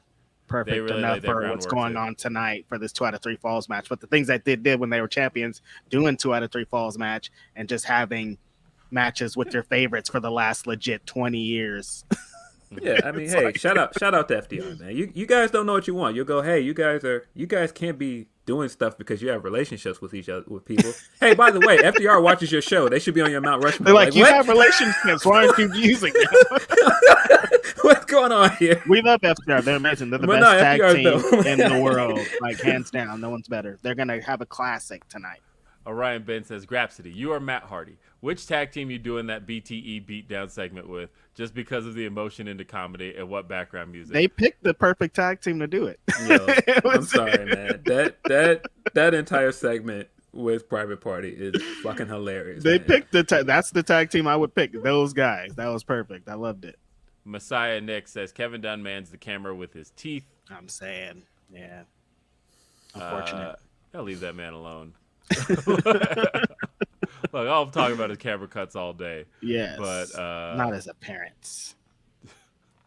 And what else? Is that it? That's it for. I feel like I'm missing one, but I can't find it. I guess I can. This is okay. Yep, we got it. Vince McMahon. All I've known for 30 years, every time that I've watched wrestling, it's had something. If it wasn't directly Vince McMahon Productions, it was somebody trying to compete with Vince McMahon Productions or somebody trying to be the opposite of, you know what I mean? Like it's always been connected to that. If it's a little promotion, they're trying to get wrestlers over there. If it's a different promotion, there's wrestlers that used to be over there. Like there's the whole business is connected to this guy, and it has been for my entire life. So this next this is all just I can't believe it. Like I can't believe they finally got this guy. It's pretty much I was like, well, they finally got him. I won't say they got him just yet. He's just this is the closest, retired. But this is crazy because I mean there's no time in any of my wrestling viewing that Vince McMahon has not been a part of wrestling. Exactly. So this is a huge not for deal. one day. There hasn't been one day where he's like, I'm not a part of this. Like our entire wrestling viewing lives, he's been in Gorilla yelling at somebody through the headset. So. Yeah, that part of the press release where he was like, yeah, I won't be there, but I will be watching. It's like, okay. You got a Cool. TV, bro? All right. Yeah, TV is funny. That's the moment it happens too, right? Where he's like, "Whoa, this show is terrible. I've been making this." Right. He's like, damn, 3 hours? I could not get through that 3 hours.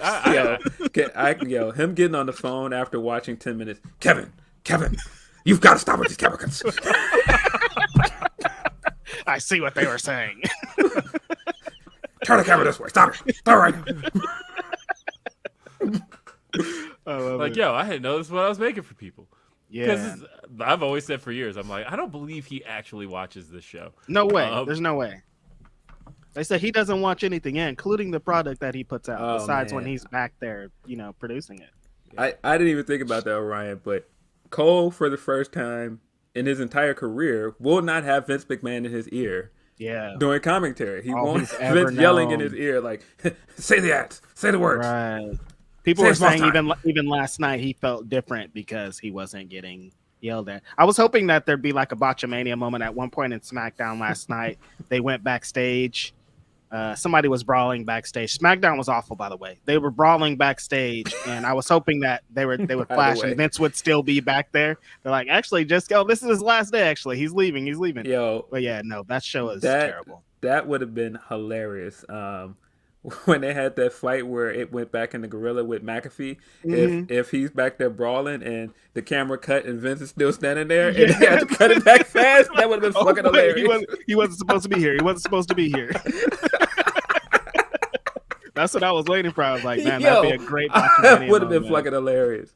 But it's crazy that that's what, on top of the Vince McMahon thing, that's the SummerSlam that they're building to. The build up for the SummerSlam is this is. Yeah, this SummerSlam this is a bad Raw right here, you guys. It looks like SummerSlam Backlash. It does look like SummerSlam Backlash. You're right. I think the most interesting thing about it is that this was this is a stadium show. This is one of the biggest shows of the year, and the lack of original matchups, and the original matchups you are getting are like Pat McAfee and Baron Corbin, and that's the part that's really getting me is like, I can't believe y'all had no real new ideas for a show that is going to be your second most attended American show of the year. And they're trying to push it now. Last night, they're like, the tag team, Jeff Jarrett was like, the tag team match is the most important match in SummerSlam. Stop saying that. That's not, dude. Tag team match, nah, you kind of wild. Come on, you guys. It's we're now just saying words out loud that sound good together. But yeah, it's a crazy way to build to a stadium show. By the way, and I love the match is going to be great, but let's relax, you guys. Yeah. But this could possibly be, you know how Vince and them people do it. This could be their build. They're like, well, people are going to be wondering what's going to go on at this show now, since Vince is out. Yeah, I mean, that is true, but yeah, it is weird that this is the card, and it's like, we still don't have any mid-card title matches on this card, which they've been doing that for a lot of their pay-per-views, and it's I don't know, it's weird. I don't want to get into trashing the SummerSlam card, but it is a very. It seems like they've been going with shorter. With less matches on the show, with longer match times, and I mean, just put your Intercontinental or U.S. title. I mean, I guess the U.S. is on there, but put your mid card titles on the line, bro. Oh, that's right. The U.S. title is on there. I'm sorry, the Intercontinental title is not on there yet. The Intercontinental title hasn't been defended in so long. They just got Gunther chopping the homie. Ricochet hasn't been on TV since he lost. I had that question the other day.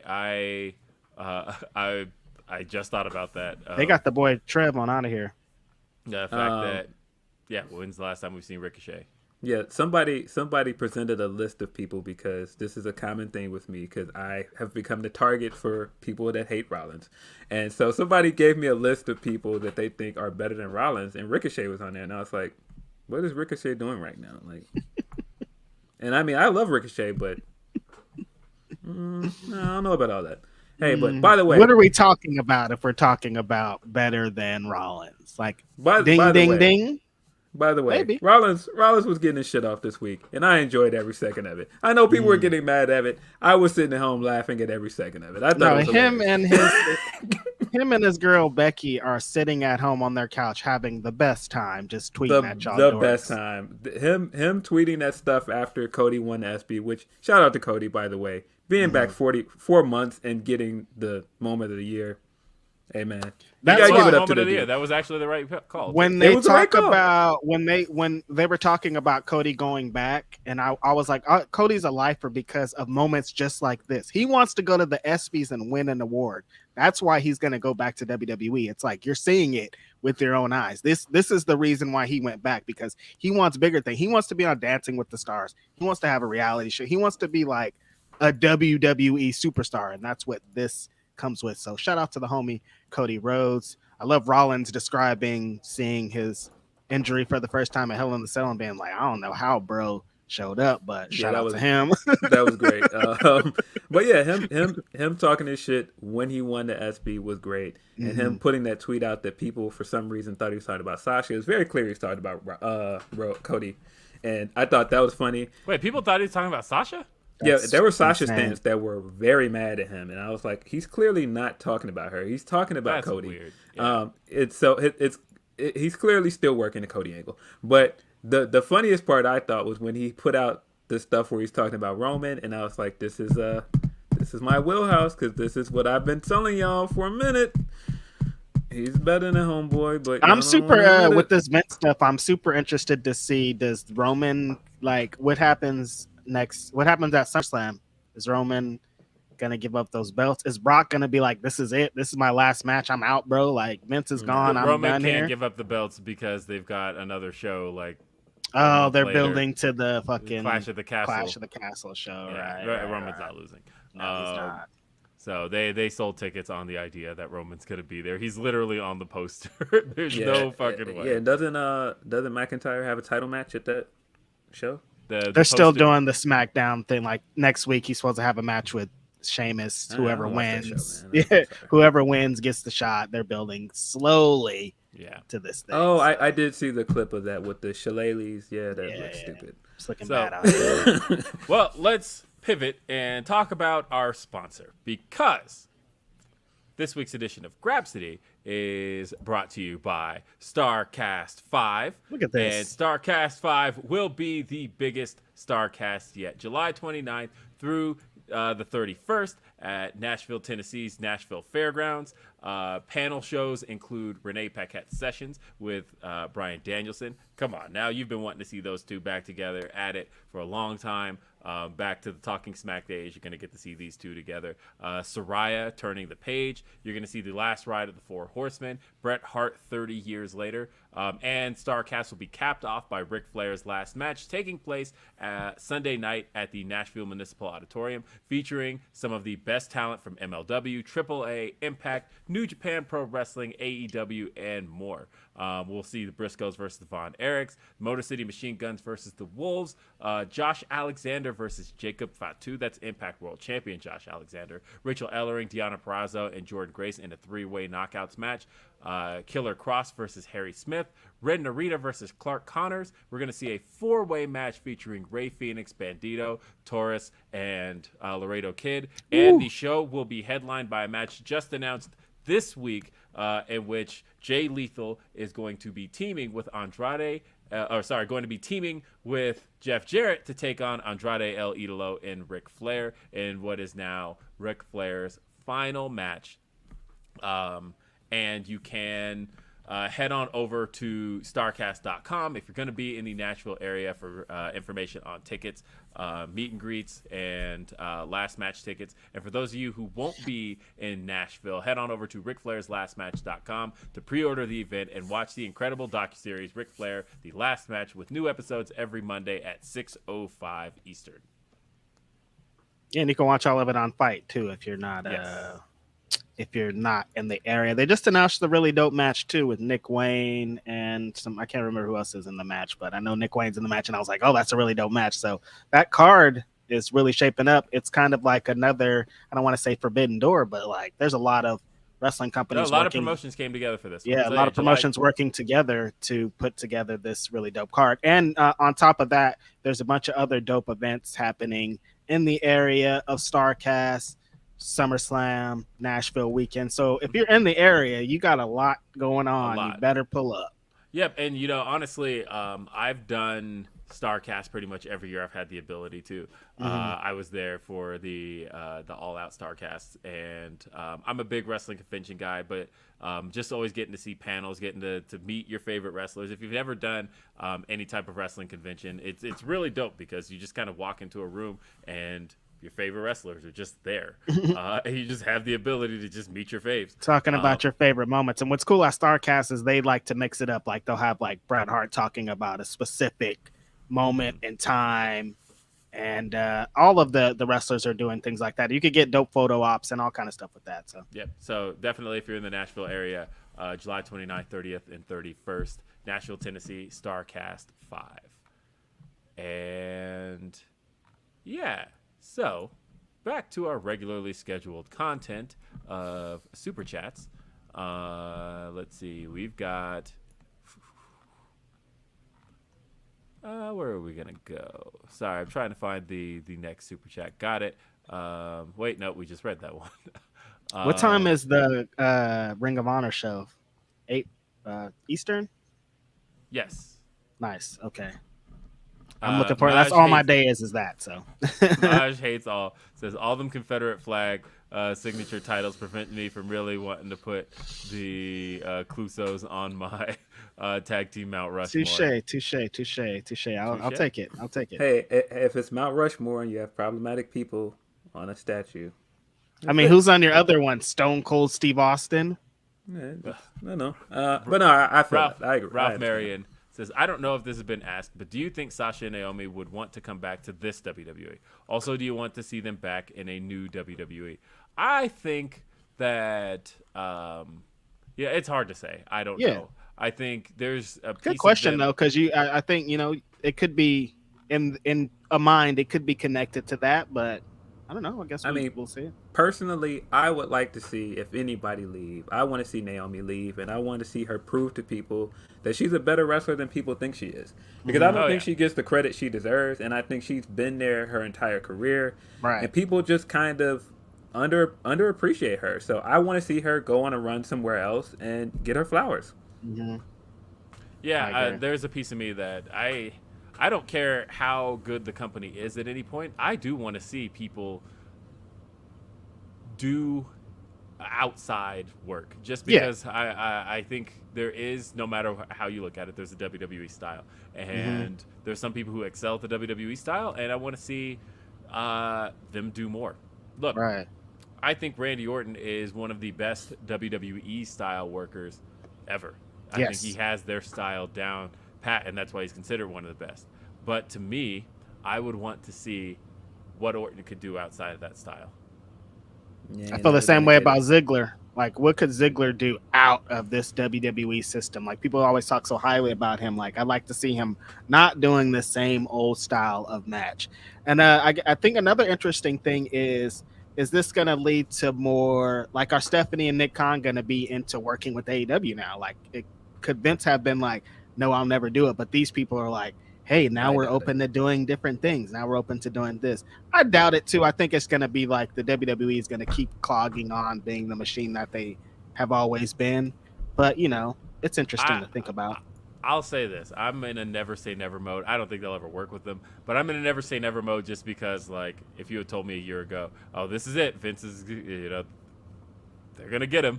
I would have been like, nah, never. Nah. So, like, we are in unprecedented territory. So, it's different times. If a year ago you would have been like, Vince is going to be out and CM Punk and Bryan Danielson are going to be in AEW, you'd be like, bro, what are you saying over here? Yeah. Leave me alone. Other unprecedented news, though. AQA announced that she's taking a step back from pro wrestling. That she felt like she kind of stepped back into it at a time where she wasn't feeling mentally ready to do so. And so, yeah, she's going to take a step back. She put a statement out about it. Shout out to AQA. She, mental health is always the most important thing. And, she went through something, she got released from WWE and then being like, getting a shot with AEW and everything happening so quickly could be a lot on anybody's mental health or any kind of situation like that. So you always want to first protect your mental health before you try to get into anything. So shout out to AQA. She's a great talent. If she ever comes back, she's going to be great. If she doesn't come back, enjoy your life. Like, pro wrestling is not everything. She might find something she loves even more beyond doing wrestling. So, that's what it is. I mean, I don't know why she's stepping away, but, all support to AQA. I think she's a great talent, and, hopefully, everything works out. She got some cool highlights already. She done that super dope shooting star press off the cage and Reality of Wrestling, and the cool thing she's done in AEW. So, yeah, if you haven't ever seen any AQA, look up some of her stuff. Maybe buy some merch to support while she's, taking her hiatus. All right, so Phil and I got to talk about this on this week's Day After Dynamite. Speaking of which, if you haven't seen this week's Day After Dynamite, Phil and I hosted it this week, but we haven't had Reg's input. I thought I slid away, by the way, because of a takeoff Day After Dynamite, because I was like, nah, Varsity is overrated. And so I was like, I slid through. Nobody said anything to me, and somebody absolutely tweeted me about it, and I was like, it's still overrated. Sorry. So, it was Fyter Fest week 2. Mm-hmm. I noted that one of the things I particularly liked about it was how much the blue works on the AEW stage. And, like, for real, I know that SmackDown's color, but holy shit, like, look at some blue. It looks good. It looked really good on the stage. That is not where I thought you were going with that. But that said, like, Will's gangbanging on here. I don't know if I could support out loud. Hey, but you know what? You've got red on Smack. I don't know if I want to look at some blue, bro. Look, if you want to do red as well, like, why you gotta say those two colors? Because like AEW like has to do like unconventional colors because of the fact that WWE is pretty much commandeered red and blue, and it's like, but actually the blue kind of looked good, and the red kind of they've had red on the stage before as well for Christmas. That's looked good too. Kind of think about doing some just like primary color stuff. And however, the ending of the show has people talking the most about whether or not, one, Eddie Kingston should have lost, and two, whether or not it was kind of a dud. And I am of the belief of definitely the latter. I thought that the ending was a complete dud. That Chris Jericho, in particular, has to like get off this idea of him taking some big spot that like wasn't that big. Yeah, him at the end laying in that barbed wire and shaking like he got tasered. It was just like. And when they it's how they rushed it. How it was like, no, we got to do the spot. Run over to here so we can get it off. It just didn't feel natural. I think my biggest issue is they're doing too many of these bloody type matches. Like, we just had Blood and Guts 2 weeks ago. Like, I don't think you want to follow it up with another big bloody type match. Like, you could follow it up with a gimmick match, but I don't want the whole thing to be focused on blood, because Blood and Guts was just focused on that. And I agree. I think Eddie Kingston needed the win here. I don't think Chris Jericho, everything that he did here, I didn't like. I think this feud went on too long. I didn't like the match. I think Eddie Kingston can be doing something better in this position, and I didn't like it. I will go as far as to say that I liked the match up until all of the interference started happening. Like, I was like, you know what? They're actually having a fine match in here. Eddie and Jericho are working well together. They worked well together at Revolution. I can't believe that was Revolution, by the way. That was way back in March. Man, that was a minute. As a matter of fact, the video package showed that this feud started in January. No, sorry, I said this on Day After Dynamite. Started in December. It started at New Year's Smash, which was the last show of 2021. Jesus. And then how it started with them putting them in the cage, and when Sammy Guevara wasn't in there, you're like, come on, like, you could already know what was going on. Like, there's a bunch of things that they could have changed, I think, to make me believe more, like, oh, Sammy's not in there, he's definitely going to interfere. You know what I mean? Like, just little things like that. You know, it's going to hit at some point. Sammy Guevara. Yeah, Right. I felt like Shout out to Montezi. Yeah, and hey, Montezi was there, and he was got in the his building. picture with Sammy and all that. So I'll say what I liked. I liked the match itself up until the interference all started happening, and I thought that the Anna Jay turn was actually pretty good. And I liked that it got to happen in a main event angle. I think for me, Eddie Kingston has shown that he doesn't need gimmick matches. Like the match with the Revolution was awesome, and they didn't have like, you know what I mean? It was mostly just a straight up like.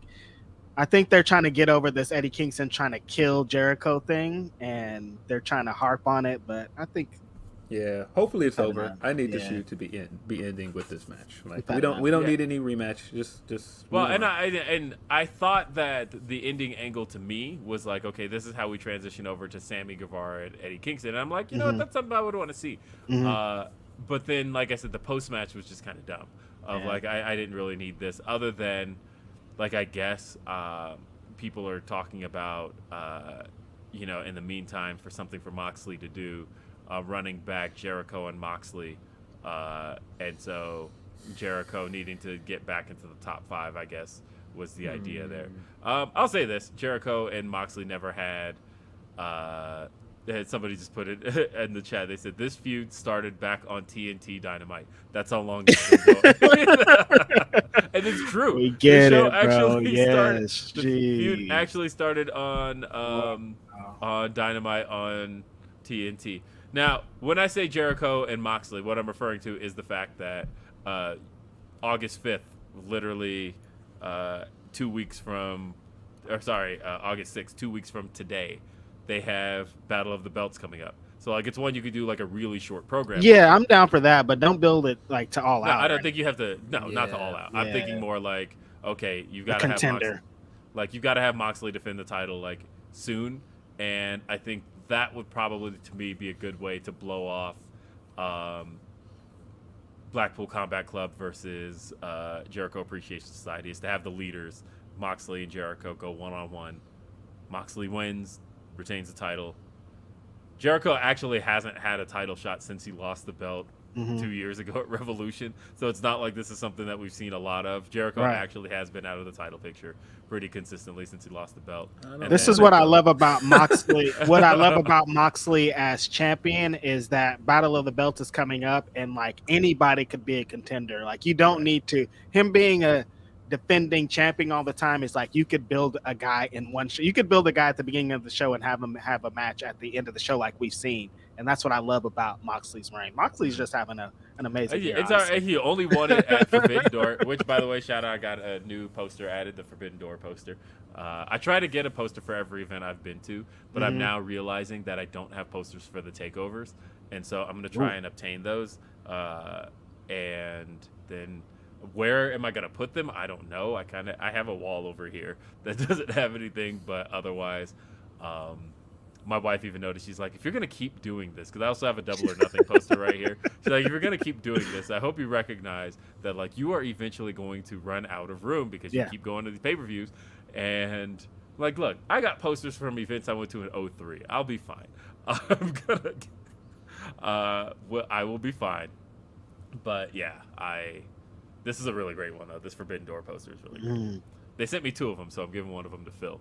I didn't mean to get Chicago Phil, man. He deserves. Let's go, baby. But yeah, the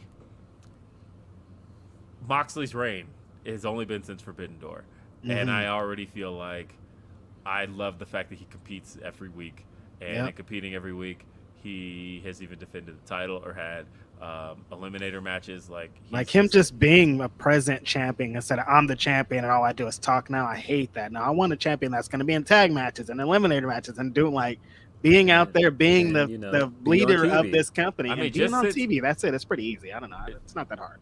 Just since Forbidden Door, literally he worked Forbidden Door against Tanahashi. 3 days later, he worked Blood and Guts. A week after that, he faced Brody King.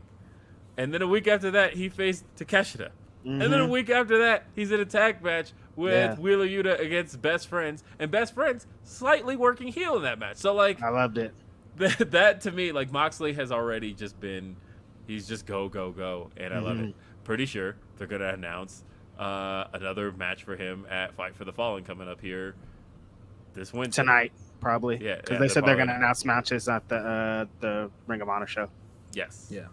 And then speaking of Ring of Honor shows, tonight Hot is card, HO double fucking T. Holy shit! Like they added a whole bunch of matches like in the last couple days. Like at first it was like, damn, this is a really great card, and then like all the matches that they've added are like paying tribute to the people that rode for ROH for a bunch of years when nobody was checking out for ROH. Well, the people that were there still going hard for them are getting shots like Cheeseburger. Eli Isom's also going to be there. Roosh was the champion when not a lot of people are watching. He's going to be there. Like there's a lot. They're paying tribute to like the core of Ring of Honor. And I love Yeah, this show I have so the much. card in front of me, and we've got a pretty big pre-show. Like, you know, we're going to see Allison Kay versus Willow Nightingale. Colt Cabana, speaking of paying tribute to Ring of Honor's history. Yep. Yeah. Really glad Willow made the card, by the way. Against Allison, and Allison's really dope too. So I was really happy, by the way. I guess backtracking to Dynamite for a second. Willow got to have her Dynamite debut. Yes. Willow Nightingale, she's been on Rampage, she's been on Dark, she's been on Dark Elevation, but she has eluded Dynamite until this past week. And the fact that she got the show out for AEW's largest audience was great. And I actually really did enjoy the match. Yeah, and what a Dynamite to be on. The blackest Dynamite ever, in my opinion. Man, JD watched your match. Like, what a time. Man, again, I know we talked about it on Day After Dynamite, but just like the fact that we talked about it here and the fact that they've kept Athena and Jade away from each other, but when they were in the middle of that ring and just how People electric the wanted to see crowd got, I was like, yeah, it's working. The anticipation is working for that match. Yeah. It I mean, is. like I said, I have concerns over the fact that this all started at Double or Nothing, which was in May, and now it's the end of July, and I'm like, gotta do something. But honestly, people really do want to see it, so the anticipation is working. Okay, that's the other thing we haven't talked about, and it's Grapsody. We have to talk about Kevin Gates. Listen, wait a minute. My brother texted me the other day, and he was like, "Hey, how y'all let Kevin Gates get in?" And I was like, "Yeah, wait a minute, Bro, nobody knows, man. That was pretty unexpected. I didn't know that Kevin Gates was going to be a part of the show. Like, of all the Atlanta rappers, Especially considering the headlines he had made just days before. yeah, I know. Like, he's been in the headlines, so it's like interesting choice. Very interesting choice. But yeah, Kevin Gates was in the building. This is the blackest Dynamite ever. Like Phil said, he knocked out Tony Nese, put them In the paws on segment him. with Swerve, I told everybody though I was gonna fix the volume on his intro, and I did. You did. Yes, I did. And I thought it sounded much better. better. I thought it sounded much better. I was like, this is one of those things where I was waiting for it. I was sitting there like staring at the TV. I'm like, just like I was the week before. When I heard it, I was like, I liked it, but it was a little low. It's one of those, hearing it in my headphones when I was working on it, and then hearing it on my phone sounded good, but then on TV in an arena, I was like, it's a little bit lower than I want it. And when I fixed it, I raised it by like a whole 11 decibels, by the way. I basically just dragged the slider like way over, because I realized, you know what? It can't be too loud. Right. No. And so I fixed it, and I thought it sounded much better. So I was very happy with that. And yeah, they made their way down. They had their celebration. Kevin Gates was at ringside. So was Westside Gunn. He was at ringside. And shout out Swerve for going and grabbing the champagne glass. When he grabbed it, I'm like, Swerve don't drink. What's he about to do with? Yeah, I'm like, what's he about to do with that? And then he took it over to Westside Gunn and then got the solo shot on Westside with him with the drink. It's like, I like that. And I saw that Swerve was on some podcast that was called like Take a Drink or something. He was on a drinking podcast, and I was like, Swerve doesn't drink. What is he doing there? It's very interesting. Yeah, man, Montesi in the building behind Kevin Gates, like right over Kevin Gates' shoulder. Yeah, that was hilarious. Just seeing him peek up from behind him every now and then was hilarious to me. Yeah, that was a great segment. Everything about it, I loved. A lot of people that I enjoy were a part of this segment. Yeah, to see Kevin Gates knock someone out, I did not think it was gonna happen. And you know And I what liked though? it. That was a good punch. It was. Yeah. Yeah. Like I know I saw a lot of. I get it's like that's one of those segments where your mileage will vary because I know that if you are not into hip hop in any way, shape, or form, this segment's gonna go, and you're gonna be annoyed because. But they always say that there's no one that's gonna cover. No artist is gonna cover across the board. There's never gonna be an artist where everyone's like, we all know this person, because that's not how this shit works. But like, because it's me with country music, right? Like when they would do when WWE had brought out like a country music artist during the guest host era and stuff, I would be like, I don't know who this person is. I don't know any of their songs. At Tribute of the Troops, they always have some country person. I'm like, never heard of them. It's I get it. Your mileage will vary, but like, for me, I thought that again, I know Kevin Gates, and I just thought that he had been in the headlines so recently. I said this on Day After Dynamite, but when Keith Lee was like, I got a question for he's like, I gotta ask you something, Kevin. I'm like, no, he about to ask about his cousin. Do not ask. You can't. Not on this show. Nah, and then he was like, when we get in that deluxe, and I'm like, oh, thank goodness. Yes. This could have went very south. Yeah. Oof. The only thing is Keith Lee's not up on that. Like he's not. You saw his Mount Rushmore of rappers. Yeah. Wait. I didn't see that. No, you did. No. Don't look it up, please. Don't. Oh, all right. All right. Cool. Yeah, I didn't see that. Don't. But I thought, and Mark Sterling with the Young M.A. drop was good. Oh, that killed me. Oh my god, I thought that was Young M.A. I laughed so hard. Yo, it made it even funnier when Andreas put the picture of them side by side. And I was like, oh my god, they really do look alike. God, they look a lot alike, man.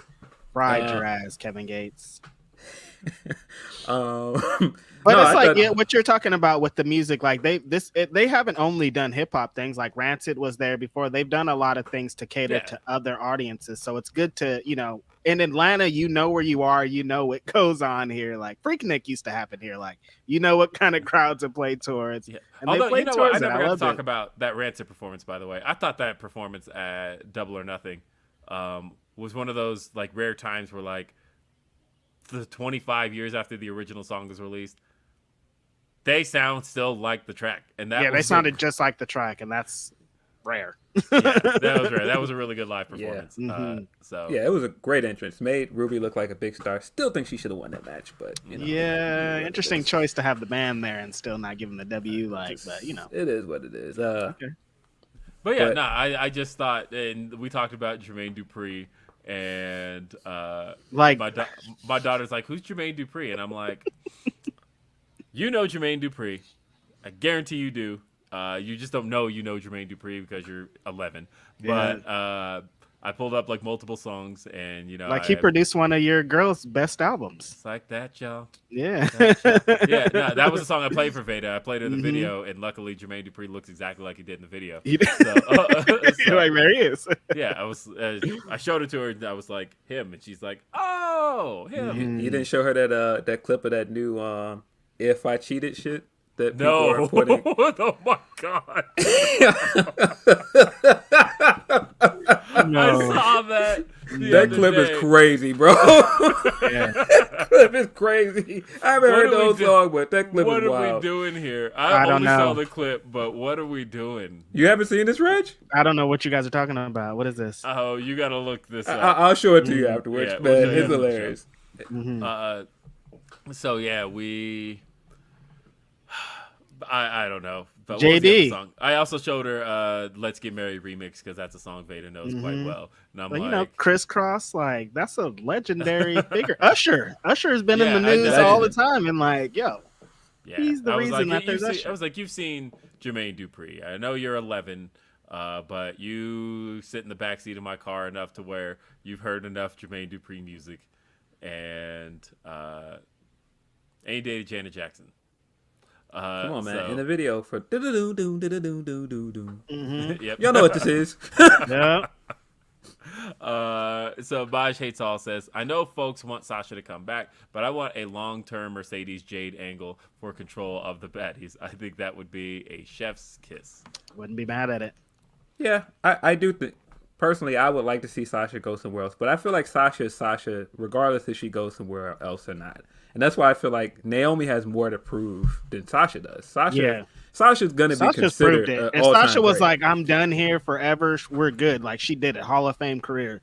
I think Naomi has had a lot of great moments, but she has a lot to like show that there's a reason why we think so highly of her. So I'll be more excited to see, like Phil said, see Naomi out cooking somewhere. Sasha's gonna cook regardless. Like I love seeing the pictures of Sasha that they've been posting up recently, just because she looks so happy. She just like looks like she's excited to be wherever she's at. So like that's gonna lead to great things.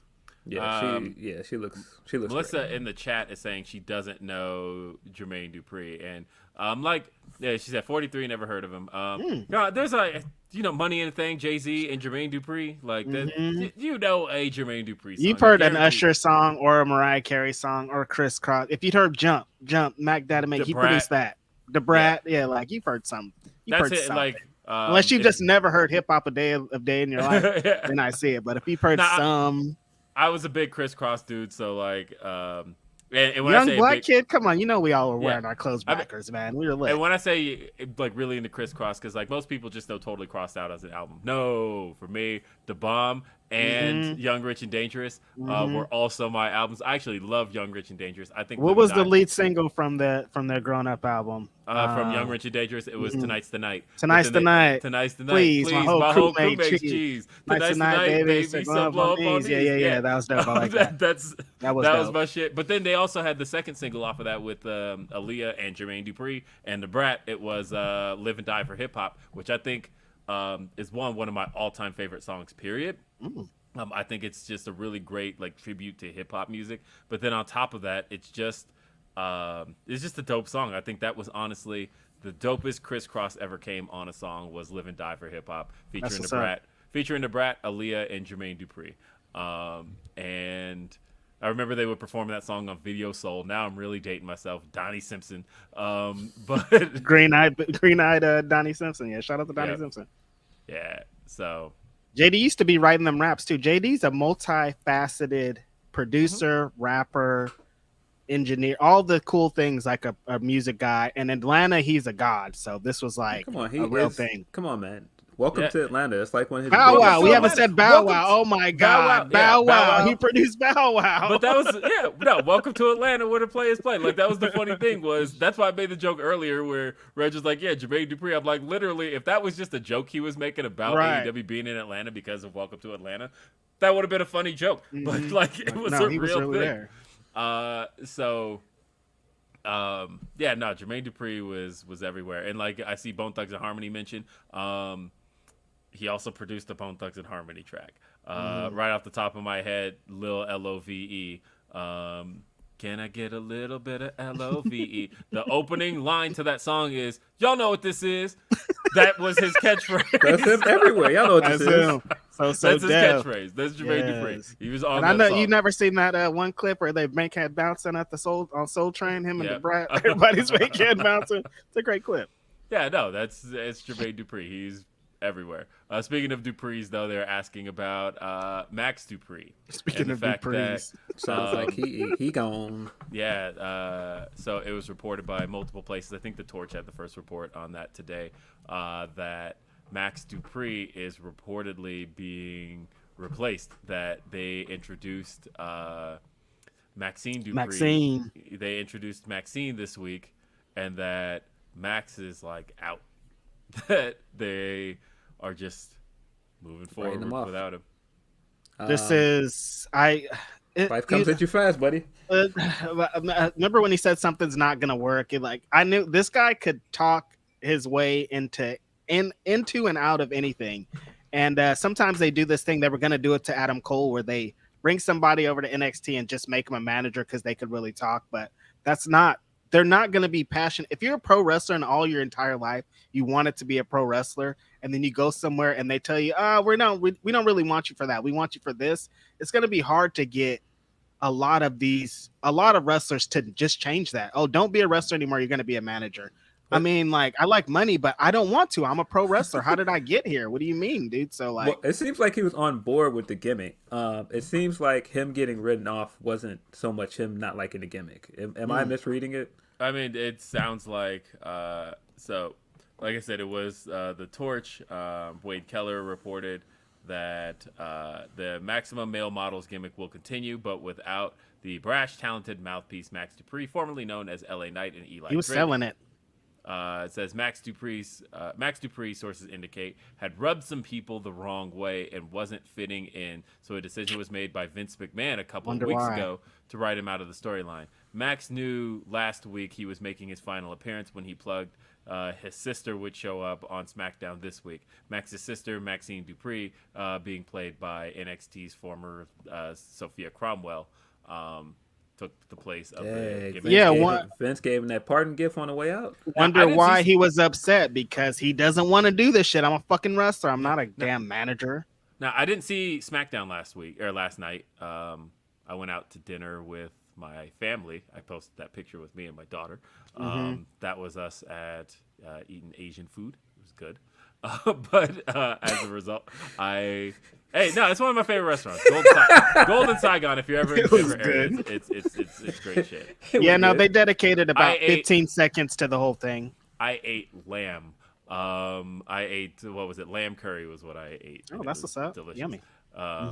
So, but yeah, he's out. Yeah, I watched SmackDown, and like I was saying, they dedicated like 15 seconds. They were like, oh, here's Maxine, and she came on. They were backstage for like 15 seconds, and then like, it's over. This gimmick is dead. Like, he was part of the reason why it was being sold, and it's going to be even sold even less by an unknown person who can't talk as well as who is Maxine? Is Maxine someone that was on NXT 2.0? Yeah, like I said, Sophia Cromwell.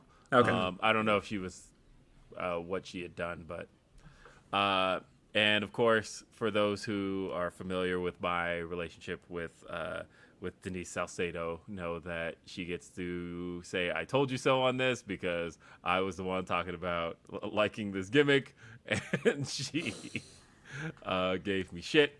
Hey, man, they could salvage it. We don't know, but we don't know. Good luck. Devil's advocate. I knew it was gonna have a short shelf life. And honestly, my only liking of it was Mansois and Massey. Hey, man. That is wrestling this week. I guess other slight things to talk about. I just wanted to mention this because it's an important thing to me. I mentioned on Twitter this week that this week is 3 days ago was the 10-year anniversary of the shooting in Aurora. Now, I know what you're thinking. There's a shooting every week. What are you talking about? And it really pains me that is the reality I live in. That that this used to be kind of a bigger deal, and it wasn't. But here in my hometown of Aurora, Colorado, where I currently live, The Dark Knight Rises premiered July 20th, 2019 or 2012, and a gunman came in, shot up the theater, killed 12 people. For those that don't know, I was in that theater. I survived that. That is one of the worst days of my life, and we hit the 10-year anniversary of it just the other day. And a big part of the reason why I wanted to talk about this is because in an hour and a half, there's going to be a big 10 years on memorial for it all, for the survivors. I went to they did a midnight vigil on Wednesday or Tuesday going into Wednesday. And so there's going to be a big kind of 10 years on acknowledgement thing that they're doing today in an hour and a half. And yeah, in case you ever wonder why I have so much to say about gun violence and why it is a big deal to me that something be done about gun violence, it's because, like, one, I probably would feel this way anyway because just want to see people not dying anymore. But also, it affects me personally. And this one really did affect me personally. And I cannot believe it's been 10 whole years since the Dark Knight Rises shooting happened. Those who were listening to me at the time, I know there's a few of you in the chat, remember vividly me talking about it at the time and remember the vast effect it had. I've mentioned, people know I have an 11-year-old daughter. She was 1 at the time, so it wasn't like I wasn't in my current mode of being a family dude. I was much younger. I was 24 rather than the 34 I am now. But and then to top that off, I didn't even really like the movie. So then there's that too. I've always said, like, I could have died for that movie. Yikes! And at the end of the day, that would have been the last movie that I would have seen 5 minutes of. And, oh my god! A mid Batman movie, yeah. Damn I know, it. right? Yeah. That was the thing. Was when I finally went and saw it, I was like, okay, I got to get this out of my system. I have to see it. I have to make sure that this man doesn't win, doesn't take this experience away from me. And by the end of it, I was like, Robin, huh? That was yeah, man. Glad that you are still with us. What would the wrestling world would be without Will Washington? Would have robbed the world of a lot of references and a lot of things that wouldn't have made sense anymore. We wouldn't be here on this podcast. Yeah. I wouldn't know a date to or a match, a random Raw in 2007, what venue it took place in. I wouldn't know that if Will Washington wasn't here. So we are very appreciative that you made it out of there. That's such a scary thing. It's crazy when you're talking about the shootings. Remember when like Columbine happened and like, which is also Colorado, by the way. Yeah, crazy. It's like that dominated. That was like for years we were like, oh my god, that's crazy that happens, and now that's like a daily occurrence. So it seems, and that's the thing that really gets me is it's just disgusting, man. I hate it so much. Yeah, but yes, we're happy that Will Washington's here. Grapsody, I'm happy. Exist. I can't say that I am fully because I will tell you, and most people who work in any type of like psychology know that survivor's guilt's a real thing. Yeah, it's hard to feel happy that you're here when it's like, but 12 other people aren't. So it's, I can smile about it. I can be where I am, but it is one of those like things that really affected me hugely. And, right. Like I had a really tough time at the memorial a few days ago. That was like, I met a really nice lady. She was very kind to me. But other than that, I met a wrestling fan actually, which don't know how I could do this, but at the memorial, there's one guy who also was a survivor. Somehow, he had dropped a wrestling reference, but it was so specific that I was like, "Oh, you're like a modern fan." Like he had mentioned, I think it was like Jeff Jarrett, and he was doing like the Jeff Jarrett walk, and then he was like, and then he said something about Jeff Jarrett, and he was like, "Yeah, Jeff Jarrett's a legend. He's gonna be reffing at SummerSlam, and he's gonna be in the Ric Flair match." And I'm like, "Oh, you're like you're in." I was like, "Okay, you're like in," and he was like, "Yeah, And then we just like connected and talked wrestling for like half an hour, and Sweet. That ended up like changing my mood because obviously, with this being a 2 hour and 7 minute show by this point, I can talk wrestling at length. Pretty easily. And that did change the mood of how I was at that point. Good. So that's all. Just wanted to put that out there. It's the 10-year anniversary. 20 is going to feel even weirder, but for now, it's a big deal. It's a big deal in our city, and I'm going to go walk a whole lot because they're doing a big walk from the city center to the theater itself, and that's where I'm headed right now. Any other parting words, fellas? I think that Terminus put on a fantastic show this week. Oh, I watched that. I think it was the best Terminus so far. Mm-hmm. That Gresham to catch them match was amazing. Super fire. surprisingly good tag match from C4 and the Factory. I love the story that they told in Lethal and Baron. Baron's still trying to get this victory. Thought he got the win with the rope, foot under the rope. Yeah. Poor Baron had that win. He was right there. It got snatched away from him. I did think it was funny that he gave that heartfelt promo at the end, and Lethal just looked at him and goes, "Yeah, no thanks," and walks away. Not for me. I thought that was great. I thought the main event was very good. I thought it was smart to end the show with the women instead of Lethal and Takeshita. Yep. And I thought that Masha and Queen Aminata killed it. I think Queen Aminata is great. Somebody's got to sign this woman. What are you guys waiting on? She's so cool. She's great in the ring. Unique character. Come on, man. Sign this woman. Yeah, shout out to Terminus. They put on a really great show. You can watch that replay on Fight TV. Also, Baron has another show coming up. Terminus and Battle Slam are kind of connected. We talked a little bit about that. Definitely tune into that.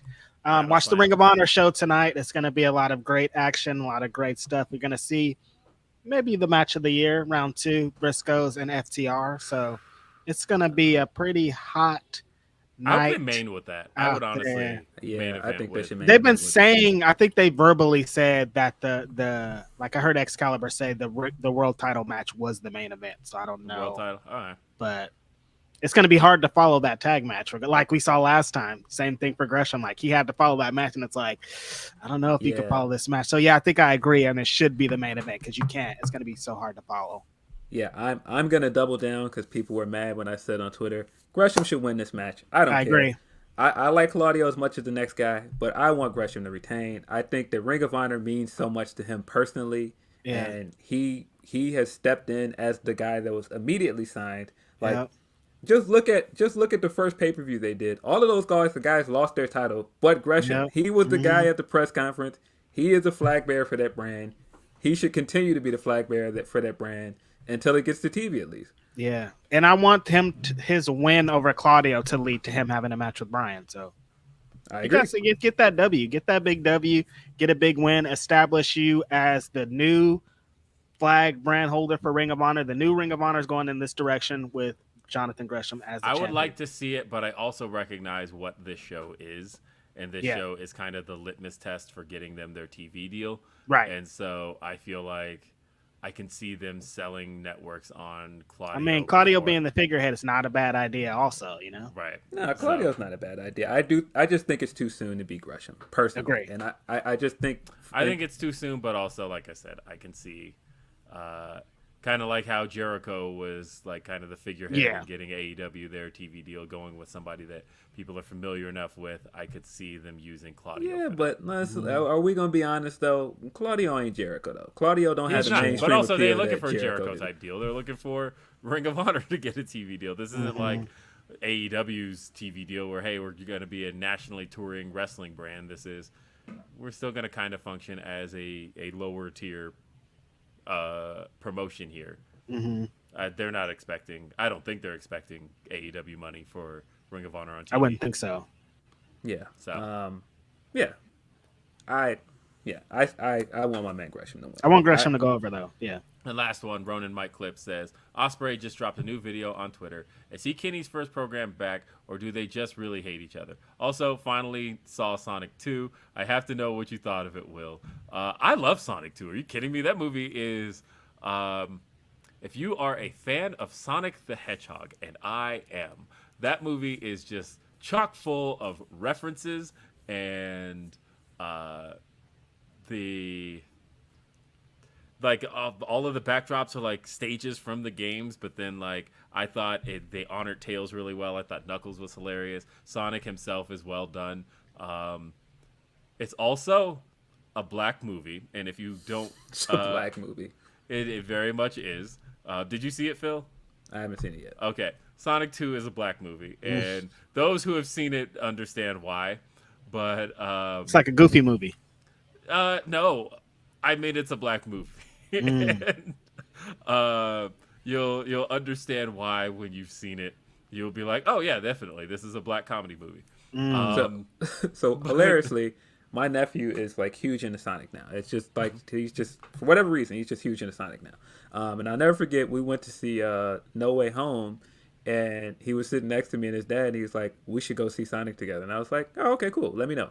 And so I told his dad he's not gonna forget that. And he's like, he's gonna forget. We're not going to see that movie. And I said, "No, he ain't." And so he texted me one morning and goes, "Yeah, we're going to see Sonic. You want to go?" And it happened to be Saturday, so I was like, "I can't." It was like 11, so I was like, "Oh well, I'm potting. I can't." So that's why I haven't seen it yet. Yeah. Damn, Grapsody. Definitely. I mean, it's on multiple streaming services now, and so it's easy to catch.